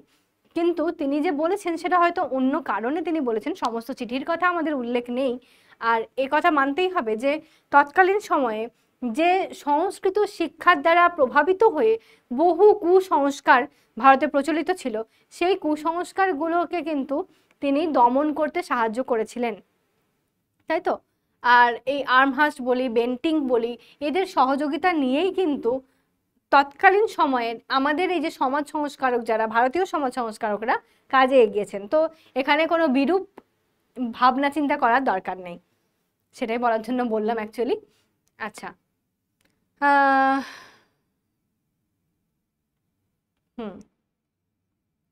এখানে আর কি বলা হচ্ছে, 1835 খ্রিস্টাব্দের পর থেকে ইংরেজি ভাষা নির্ভর পাশ্চাত্য শিক্ষার দ্রুত বিস্তার ঘটতে থাকে। দেন 1839 খ্রিস্টাব্দে একটি প্রতিবেদনে সরাসরি বলা হয় ইংরেজি শিক্ষার বিস্তারে প্রশাসন বেশি জোর দেবে। পাশাপাশি অন্যান্য শিক্ষা প্রতিষ্ঠানগুলোকেও জোর দেওয়া হয়। এখানে বিশেষ কিছু নেই, এই কথাই বলা হয়েছে বেশিরভাগ ক্ষেত্রেই, যেটা বললাম যে তাদের এই শিক্ষা ব্যবস্থার মূল নীতি ছিল এটাই যে আমরা বেশি বেশি করে ইংরেজি শিক্ষাটাকে বেশি প্রচার করব, যাতে মানুষ ইংরেজি শিক্ষায় শিক্ষিত হয়ে ওঠে এবং সেই শিক্ষার দ্বারা শিক্ষিত হয়ে যাতে আমাদেরই কাজে লাগে, এই হচ্ছে বিষয়। ঠিক আছে, তাই বলে দেশীয় শিক্ষাকে যে একেবারে বাদ দিয়ে দেবো, করাবোই না, তেমনটা নয়। দেশীয় শিক্ষারও একটু একটু করে প্রচলন চলছিল এবং সেই শিক্ষায় শিক্ষিত হয়ে সেই মানুষেরা ইংরেজদের কাছে এসেই বিভিন্ন পদেতে নিযুক্ত হয়ে সেই শিক্ষার দ্বারা ওদেরই সহযোগিতা করছিল।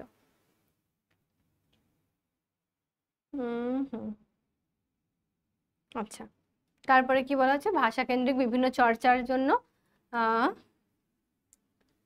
ইত্যাদি ইত্যাদি বিষয়। তো ইংরেজি ভাষা চর্চা কেন্দ্রিক এই নীতির পিছনে লর্ড মেকলের শিক্ষা সংক্রান্ত একটা প্রতিবেদন আছে, যেটাকে আমরা মেকলে মিনিট বলে থাকি, তাই তো? আচ্ছা, মেকলের প্রতিবেদন কাকে বলা হয়? 1835 সাল 2রা ফেব্রুয়ারি জেনারেল কমিটি অব পাবলিক ইনস্ট্রাকশনের সভাপতি টমাস ব্যাবিংটন মেকলে ভারতবর্ষের শিক্ষার ক্ষেত্রে একটি প্রতিবেদন বা মিনিটস পেশ করেন। এটাকেই বলা হচ্ছে মেকলে মিনিটস বা প্রতিবেদন। ঠিক আছে, তো মেকলের প্রতিবেদন বা মেকলে মিনিটস হচ্ছে, এটাকেই বলা হচ্ছে, যেখানে তিনি একটি শিক্ষার প্রসঙ্গে প্রতিবেদন পেশ করেছিলেন। সেই প্রতিবেদনে বলা কি হলো? সেই প্রতিবেদনে তিনি বললেন ইংরেজি শিক্ষিত মধ্যবিত্ত শ্রেণী এই তৈরি করাটাই হচ্ছে আমাদের মূল কাজ।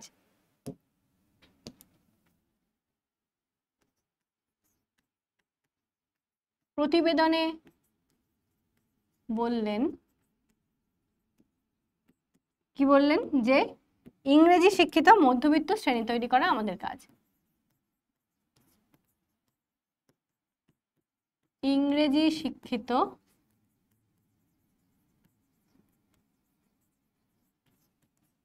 মধ্যবিত্ত শ্রেণী তৈরি করাই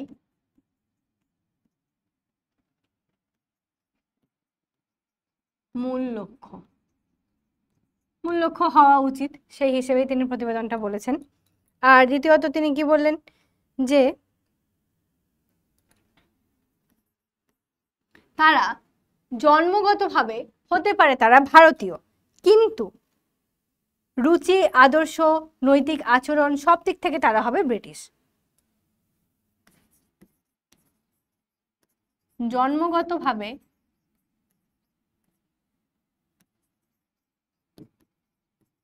ভারতীয় হলেও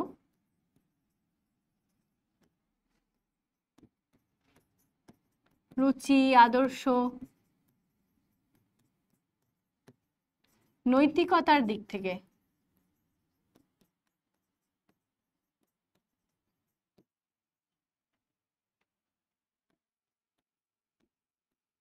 হতে হবে ব্রিটিশ।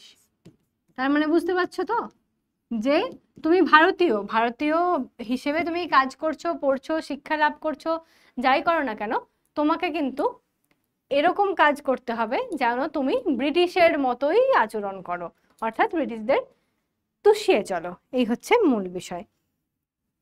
এছাড়া ভারতীয় ভাষায় শিক্ষা চর্চা যারা করবে তাদেরকে কোনো সরকারি অনুদান পর্যন্ত দেওয়া হবে না, এমনটাও বলা হয়েছিল। ভারতীয় ভাষায় যারা শিক্ষাদান করবে বা শিক্ষা চর্চা করবে,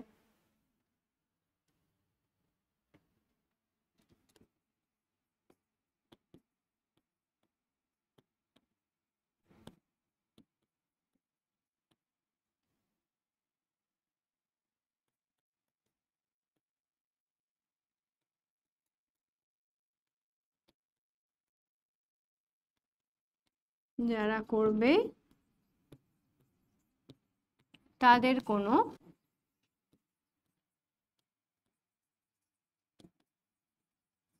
সরকারি অনুদানও দেওয়া হবে না।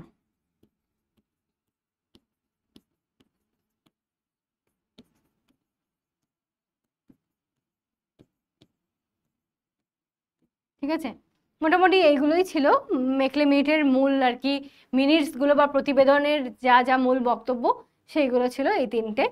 এছাড়া তিনি ওই হচ্ছে ইংরেজি শিক্ষায় শিক্ষিত হওয়া এবং সংস্কৃত শিক্ষা যাতে না শেখে সেই সমস্ত বিষয়ে বিরোধিতা করেছিলেন। ঊনবিংশ শতকে 4 ও 5 দশকে ক্রমে সরকারি উদ্যোগে শিক্ষা বিস্তার শুরু হতে থাকে। আর হচ্ছে 1843 খ্রিস্টাব্দে কাউন্সিল অফ এডুকেশন তৈরি করা হয়। ক্রমেই কাউন্সিল নিয়ন্ত্রিত বিদ্যালয় ও তার ছাত্র সংখ্যা বেড়েই চলে। পাশাপাশি শিক্ষা খাতে সরকারি বরাদ্দের পরিমাণ বেড়ে গিয়েছিল, তবে বরাদ্দ প্রয়োজনের তুলনায় যথেষ্ট ছিল না। যেটুকু বরাদ্দ ছিল সেটা প্রয়োজন হিসেবে যথেষ্ট ছিল না। প্রয়োজন হয়তো 10,000 টাকার, তোমাকে সরকার থেকে বরাদ্দ করছে 5,000 টাকা, এরকম আর কি অবস্থা ছিল। এবার এখানে আরো একটা জিনিস চলে আসছে, সেটা হচ্ছে উডের ডিসপ্যাচ। এই উডের প্রতিবেদন বা উডস ডিসপ্যাচ যেটা, সেটা হচ্ছে 1854 সালে জুলাই মাসে বোর্ড অফ কন্ট্রোলের সভাপতি চার্লস উডের নেতৃত্বে শিক্ষা সংক্রান্ত একটি প্রতিবেদন পেশ করা হয়। সেই প্রতিবেদনকেই বলা হচ্ছে উডস ডিসপ্যাচ বা উডের ডিসপ্যাচ। এখানে কি করেছিল উড, সেখানে হচ্ছে প্রাথমিক থেকে বিদ্যালয় স্তর পর্যন্ত একটা শিক্ষা কাঠামো গড়ে তুলেছিল। একেবারে প্রাথমিক থেকে শুরু করে মানে মেন বিদ্যালয় স্তর বা যেমন আমরা মাধ্যমিক উচ্চ মাধ্যমিক বলে থাকি আর কি, সেই হিসেবে। তাহলে প্রাথমিক থেকে বিদ্যালয় স্তর পর্যন্ত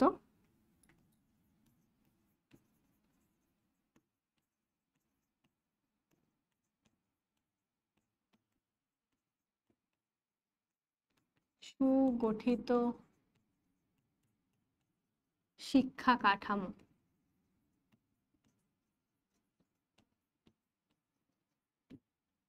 ঠিক আছে,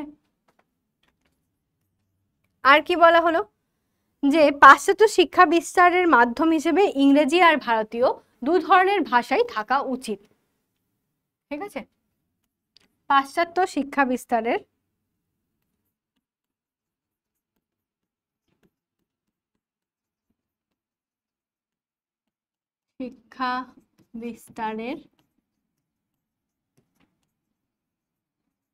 মাধ্যম হিসেবে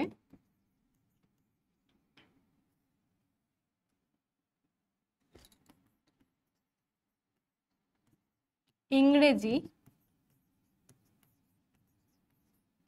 ও ভারতীয়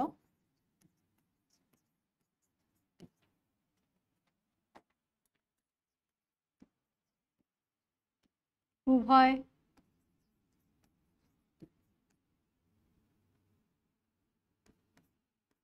ভাষা চর্চাই প্রয়োজন। ঠিক আছে, তিনি বললেন উভয় ভাষা চর্চার প্রয়োজন। তারপরে তিনি আবার 1857 নাগাদ 3টি প্রেসিডেন্সিতে 3টি বিশ্ববিদ্যালয় ব্যবস্থা করেছিলেন, যেটা আমরা আগেও দেখেছি, মানে এই প্রসঙ্গটা আগেও পড়েছি। তো 1857-তে 3 প্রেসিডেন্সিতে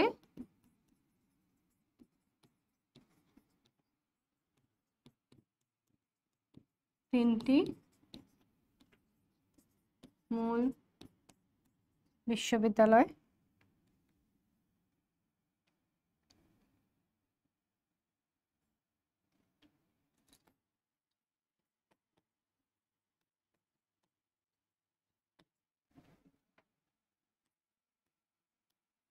স্থাপনের উদ্যোগ নেন। আর 3 বিশ্ববিদ্যালয় মানে বুঝতেই পারছো, কলকাতা,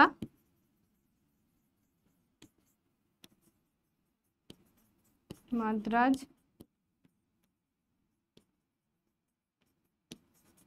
মুম্বাই। ঠিক আছে, তাহলে মোটামুটি এইগুলো আমাদের শিক্ষার ব্যাপারে হলো। শিক্ষা বিস্তার নীতি অনেকগুলো জরুরি দিক ছিল। বাস্তবে সার্বিক গণশিক্ষার কোনো বিকাশের পরিকল্পনা তারা কখনোই করেনি, সেটা ভালো করেই বোঝা যাচ্ছে। আমরা যে এতক্ষণ ধরে পড়লাম দেখলাম, পরিষ্কার বুঝতে পারলাম কোথাও কিন্তু তারা সার্বিক যে জনগণ শিক্ষিত হবে, শিক্ষিত সমাজ গড়ে তুলবো, তেমন কথা তারা কোথাও বলেনি। তারা জাস্ট চেয়েছিল গুটি কয়েক মানুষ শিক্ষিত হোক, তারা আমাদের কাজে আসুক। এই হচ্ছে তাদের মূল বিস্তার নীতিতে ছিল শিক্ষার। এবার এই সময় যে শিক্ষানীতি তারা করেছিল সেখানে কিন্তু বেশিরভাগটাই পুঁথিগত শিক্ষার ওপরেই নির্ভর করে হয়েছিল, এবং এই শিক্ষা কোনো দিক থেকেই নারী শিক্ষাকে বেশি করে মানে বিষয়টাকে একেবারেই গুরুত্ব দেয়নি। কিন্তু পরবর্তীকালে আবার কিছু কিছু জন, যেমন হচ্ছে বেথুন সাহেব, যেটা হচ্ছে বিটন সাহেব বা বেথুন সাহেব, তার উদ্যোগে বেথুন স্কুল স্থাপন করা হয়েছিল, সেটা পরবর্তীকালে ওই একজন দুজন এই দায়িত্বটা নিয়েছেন। এছাড়া শিক্ষার অ্যাকচুয়ালি অবলুপ্তি ঘটেছে, ভারতীয় শিক্ষার বিশেষ কোনো উন্নতি এখানে দেখা দেয়নি। এবার আসবো আমাদের এই পুরো আর কি চ্যাপ্টারের লাস্ট পোর্শনে, অর্থাৎ জমি জরিপ আর রাজস্ব নির্ণয়ের এই পোর্শনেতে। ঠিক আছে, জমি জরিপ আর রাজস্ব নির্ণয়। তো ভারতের ঔপনিবেশিক প্রশাসনের রাজস্ব ব্যবস্থার ক্ষেত্রে এই জমি জরিপ করা ও তার ভিত্তিতে রাজস্ব নির্ণয় করার প্রক্রিয়া ছিল একটা গুরুত্বপূর্ণ বিষয়। 1757 খ্রিস্টাব্দের পলাশির যুদ্ধের পর বাংলার নতুন নবাব মির্জাফরের থেকে British east India company Kolkata থেকে কুলপি পর্যন্ত 24টি পরগনার জমিদারি পেয়েছিল। এই 24টি পরগনাই কিন্তু এই যে আমরা বলি 24 পরগনা, তাই তো, এই যে 24টি পরগনা জমিদারি কলকাতা থেকে কুলপি, এই 24 পরগনার জমিদারি তখন পায়। রবার্ট ক্লাইভ নতুন জমিদারির মাপজোকের জন্য একদল জমি জরিপদের খোঁজ করতে থাকেন। অবশেষে 1760 খ্রিস্টাব্দে ফ্র্যাঙ্কল্যান্ড নতুন 24 পরগনার জমির জরিপের কাজ শুরু করেন, তবে কাজ শেষ হওয়ার আগেই ফ্র্যাঙ্কল্যান্ড মারা যান, ফলে সেই কাজ শেষ করলেন হচ্ছে হগ ক্যামেরন। ঠিক আছে, তাহলে জমি জরিপ করা অর্থাৎ নিজের শাসনের অধীনে আনা, এই অধীনে আনা হচ্ছে জরিপ করা অর্থাৎ নিজ শাসনের বা অধীনের আনা।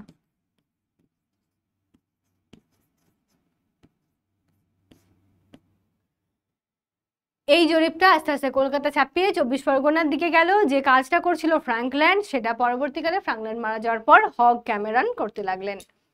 এবার শুধুমাত্র যে জমি জরিপ করা হলো এমনটা নয়, বিভিন্ন জায়গায় নদীর এলাকাগুলোকে মিলে জমির এই হচ্ছে মানে নদীর মানচিত্র প্রথম তৈরি করা হলো এই সময়। এটা একটা খুব ইন্টারেস্টিং জিনিস যে 1764 খ্রিস্টাব্দে বাংলার নদীপথগুলো জমি মতো করেই জরিপ করে নিল, যে নদীপথ যেখান যেখান দিয়ে বাংলার নদী গেছে সেই এলাকাগুলো জরিপ করলো কিন্তু একজন ব্যক্তি, যিনি হচ্ছেন জেমস রেনেল। ঠিক আছে, জেমস রেনেল সেই নদী পথগুলোকে জরিপ করে নিল, আর তিনি আবার 1767 খ্রিস্টাব্দে কোম্পানির এই সার্ভেয়ার জেনারেল বা জরিপ বিভাগের প্রধান হিসেবে নির্বাচিত হয়ে গেলেন।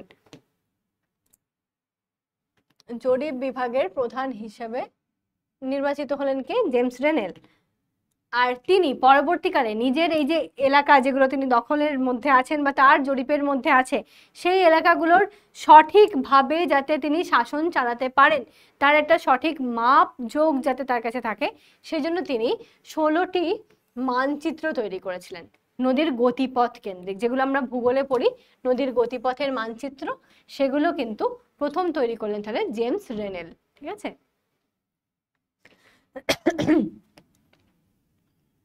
আচ্ছা এখানে তাহলে আমি একটা প্রশ্ন লিখেই দিই যে কে কবে প্রথম নদীর গতিপথের মানচিত্র বানান তৈরি করেন?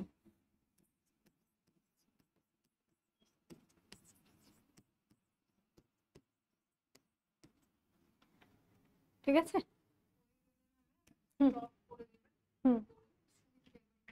ওকে ওকে, ঠিক আছে, অসুবিধা নেই। আচ্ছা, এবার হচ্ছে বক্সারের যুদ্ধ যখন হলো 1764-তে, তারপর দেওয়ানির অধিকার পাওয়ার ফলে ক্রমেই বাংলার জমি জরিপ করে রাজস্ব নির্ণয় বিষয়ক কোম্পানি তৎপর হয়ে ওঠে। 1770 খ্রিস্টাব্দে মুর্শিদাবাদের কন্ট্রোলিং কাউন্সিল অফ রেভিনিউ নামের যে একটি কমিটি গঠন তৈরি হয়েছিল, সেটাই পরবর্তীকালে তার নাম হয়ে যায় কিন্তু শুধুমাত্র কমিটি অফ রেভিনিউ বা বোর্ড অফ রেভিনিউ, যেটা 1786-তে হয়ে যায়। সেই থেকে নতুন করে এই রাজস্ব সংক্রান্ত বিষয় দেখাশোনা করা শুরু হয়। বোর্ড অফ রেভিনিউ থেকে। এবার বলা হচ্ছে ইজারাদারি ব্যবস্থা। ইজারাদার আবার ইদারা বলেছিস না যেন, ইজারাদার মানে হচ্ছে যারা রাজস্ব সংক্রান্ত বিষয়গুলো দেখভাল করে বা দেখে, সেগুলো হচ্ছে ইজারাদার। ঠিক আছে। তো ব্রিটিশ কোম্পানি বাংলা প্রেসিডেন্সির ভূমি রাজস্ব বন্দোবস্ত নিয়ে নানা পরীক্ষা করতে শুরু করে। প্রথমে জমির নিলামে সবচেয়ে বেশি ডাক দেওয়া ব্যক্তিকে জমি দেওয়া হতো। জমির নিলাম হতো, সবচেয়ে বেশি ডাক যে দিত তাকেই নিলামে জমি দিয়ে দেওয়া হতো। পরবর্তীকালে কি হলো, প্রতি 1 বছর করে এক একজন ব্যক্তির সঙ্গে এরকম চুক্তি করা হলো এবং তাদেরকে 1 বছরের জন্য জমি দেওয়া হলো। এরকম করে 1 বছরের বন্দোবস্ত হলো। তারপরে 1772 খ্রিস্টাব্দের জুন মাসে ওয়ারেন হেস্টিংস নদিয়া জেলার নতুন একটা ভূমি রাজস্ব ব্যবস্থা চালু করলেন। সেইখানে এইরকম জমির যেখানে আর কি নিলাম হচ্ছে, সেই জমিতে বেশি খাজনা দেওয়ার যে ডাক দিল, সেখানে বেশি খাজনা যে দিতে পারবে, শুধুমাত্র বেশি দাম দিতে পারবে নয়, কিন্তু বেশি খাজনা যে দিতে পারবে, সেক্ষেত্রে তাকে জমিটা দেওয়া হবে। এবং সেই জমিটা দেওয়া হবে কতদিনের জন্য? 5 বছরের জন্য। তাহলে আগে কি ছিল, যে জমি নিলামে ডাকে যে সবচেয়ে বেশি দিতে থাকবে, তাহলে নিলামে ডাক বেশি, নিলামে ডাক বেশি দেবে যে, সে পেয়ে যাবে জমি কতদিনের জন্য? 1 বছরের জন্য। পরবর্তীকালে নদিয়া জেলাতে কি হলো, নদিয়াতে গিয়ে এখানে দেখা দিচ্ছে যে ডাক বেশি দিলে হবে না, বেশি খাজনা দিতে হবে। সবচেয়ে বেশি খাজনা যে দিতে পারবে, সবচেয়ে বেশি খাজনা দেবে যে, খাজনা দেব কিসে? যে দিতে পারবে সে হয়ে যাবে জমির মালিক 5 বছরের জন্য। আর এই 5 বছরের জমির মালিকানাকে বলা হচ্ছে কি? পাঁচশালা বন্দোবস্ত। এটাকে বলা হয় পাঁচশালা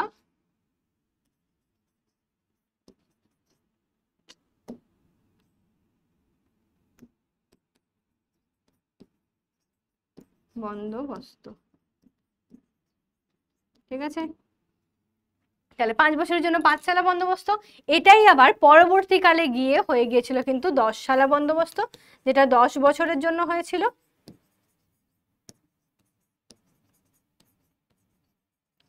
তার পরবর্তীকালে গিয়ে হয়ে যায় চিরস্থায়ী বন্দোবস্ত।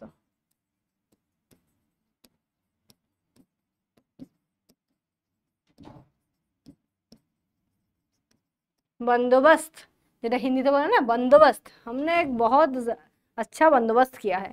वो बंदोबस्त क्या है?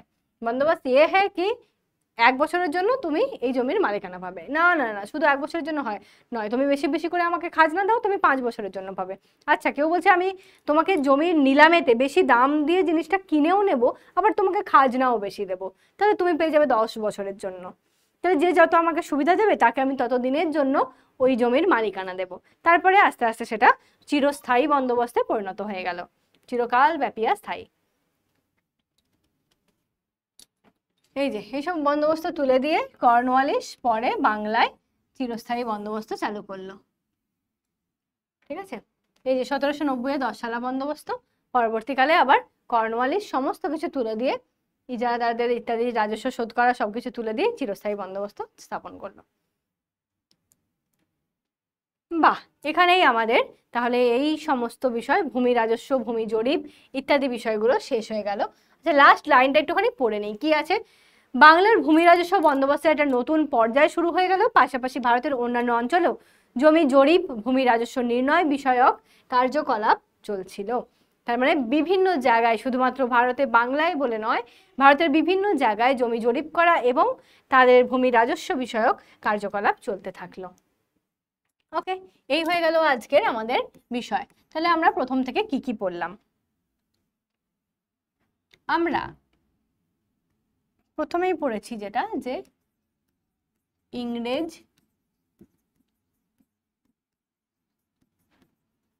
শাসন ব্যবস্থা, যেটা বিভাজিত হয়েছে কিভাবে? 3টি প্রেসিডেন্সিতে।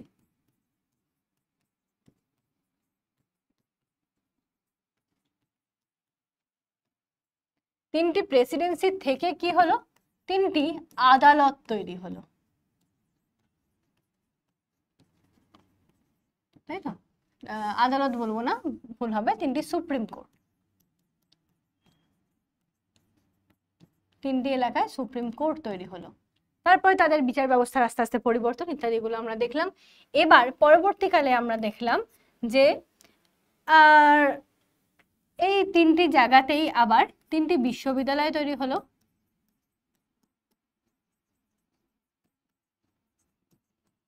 বিশ্ববিদ্যালয় গঠনটা কি হিসেবে এলো? এটা এলো কিন্তু অ্যাকচুয়ালি যেহেতু আমাদের বিভিন্ন ক্ষেত্রের শিক্ষার সংস্কার করা হয়েছিল, মানে শিক্ষা ব্যবস্থাটাকে ঢেলে সাজানোর ক্ষেত্রে।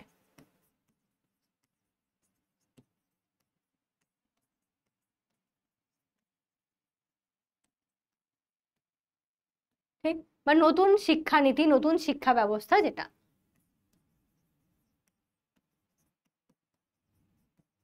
নতুন শিক্ষা ব্যবস্থা, সেটার কারণে এটা এলো। বেশ, তার মাঝখানে কি কিছু ছিল না? তার মাঝখানেও ছিল, যেহেতু আমি তিনটে প্রেসিডেন্সির কথা বলছিলাম সেই জন্য একই সাথে এটাকে বলে দিলাম। এর মাঝখানে যেটা এসছে সেটা হচ্ছে যে এই যে কর্নওয়ালিসের, ওয়ারেন হেস্টিংসের বিভিন্ন সংস্কার, এবং তার সাথে সাথে দাঁড়াও লিখি, ওয়ারেন হেস্টিংস, কর্নওয়ালিসের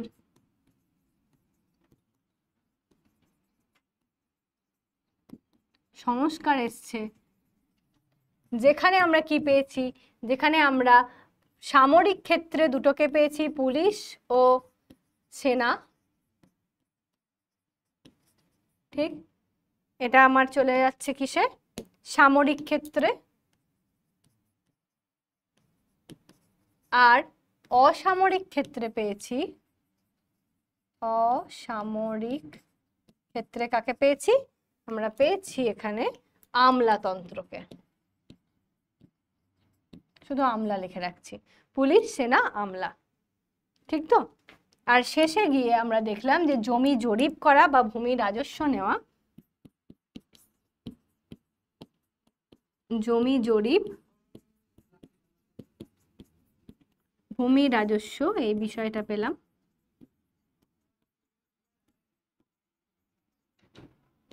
এটা যে আমরা পেয়েছি সেটা হচ্ছে বিভিন্ন বন্দোবস্ত, এটাই লিখলাম। আস্তে আস্তে করে যেটা আমরা দেখলাম যে 5 শালা 10 শালা চিরস্থায়ী বন্দোবস্তের রূপ নিল, পরবর্তীকালে সেটাই আবার অন্যভাবে রূপ নেবে রায়তওয়ারি মহলওয়ারি হিসেবে। হোমওয়ার্ক হিসেবে তোমাদের যেমন ভাবে এমসিকিউ এসএকিউ প্র্যাকটিস থাকে সেগুলো তো থাকছেই, ওটা তো নতুন করে বলার কিছু নেই। যেখানে যেগুলো পাবে সেগুলো থেকেই এমসিকিউ এসএকিউ প্র্যাকটিস করতে থাকবে শর্ট কোয়েশ্চেন হিসেবে। যেমন যেমন আমি পিপিটিতে বলেছি, বা কোনো কোনো জায়গায় তোমরা নিজেরাও বুঝতে পারবে যে এই সালটা ইম্পর্টেন্ট, এই জায়গাটা, এই লোকটার নাম ইম্পর্টেন্ট। যেমন এলিজা ইম্পে, তার নামটা তোমাকে মনে রাখতে হবে, কিংবা মনে রাখতে হবে ওয়ারেন হেস্টিংসের নাম, মনে রাখতে হবে যে এইভাবে যে প্রথম গভর্নর জেনারেল কে হলেন, বা বাংলার গভর্নর জেনারেল হিসেবে কে বেশি বিখ্যাত ছিলেন, এরকম ভাবে তোমাদেরকে নামগুলো মনে রাখতে হবে। তো সেগুলো এমসিকিউ এসএকিউতে চলে যাচ্ছে। আর এগুলো তো তোমার থাকছে এলএকিউ বা বড় কোয়েশ্চেন হিসেবে। বড় কোয়েশ্চেনে কি দিয়েছি? ওয়ারেন হেস্টিংস আর কর্নওয়ালিসের বিচার ব্যবস্থার মধ্যে একটা তুলনামূলক আলোচনা, সেগুলো এই প্রভাব ভারতীয়দের ওপর কিভাবে পড়েছিল, এই সংস্কারগুলোর প্রভাব ভারতীয়দের ওপর কিভাবে পড়লো, এটা একটা দেখবে। তোমাদের বইয়েরই এটা প্রথম প্রশ্ন আছে, এটা ভীষণ ইম্পর্টেন্ট একটা প্রশ্ন। তারপরে এটা আমি একটু নিজের মতো করে দিয়েছি প্রশ্নটাকে ঘুরিয়ে, যে ব্রিটিশ শাসন ব্যবস্থায় পুলিশ, সেনাবাহিনী, আমলাতন্ত্রের প্রভাব ও গুরুত্ব আলোচনা করো। তারা কিভাবে এসেছিল, তাদের কি কি কাজ ছিল সেটা লিখবে, আর তার সাথে তাদের গুরুত্বটা আলোচনা করবে, যে এদের অ্যাকচুয়ালি গুরুত্বটা কি, কেন তারা কাজ করছে। ঠিক আছে, এবার 3 নম্বরে দিয়েছি কোম্পানি শাসনের নতুন শিক্ষানীতি ভারতের পক্ষে কেমন ছিল বলে তোমার মনে হয়?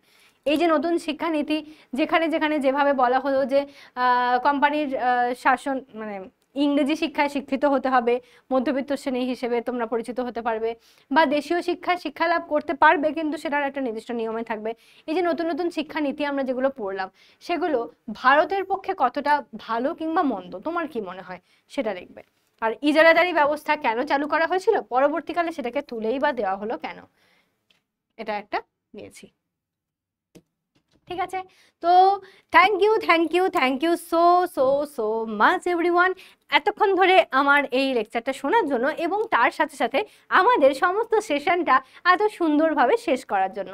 তোমরা অনেক ছোট ছোট আমার বাচ্চা কাচ্চা, অনেক ছোট ছোট ছানাপোনা তোমরা, তো এই ছানাপোনারা এতদিন ধরে যে আমার সাথে জুড়ে থাকলে এবং তোমাদের এই জুড়ে থাকার পিছনের যে সমস্ত এফোর্ট, সমস্তটাকে আমি অনেকটা শ্রদ্ধা জানাচ্ছি, ভালোবাসা জানাচ্ছি, এবং তোমাদের আগামী দিন যাতে আরও ভালো হয়, সুন্দর হয়, পরীক্ষা যাতে খুব খুব খুব ভালো করে দিতে পারো সেটার জন্য শুভকামনা জানিয়ে আজকের মতো মানে তোমাদের সমস্ত নির্মাণ বাংলার ইতিহাসের লেকচার আজকে আমি এখানেই শেষ করছি।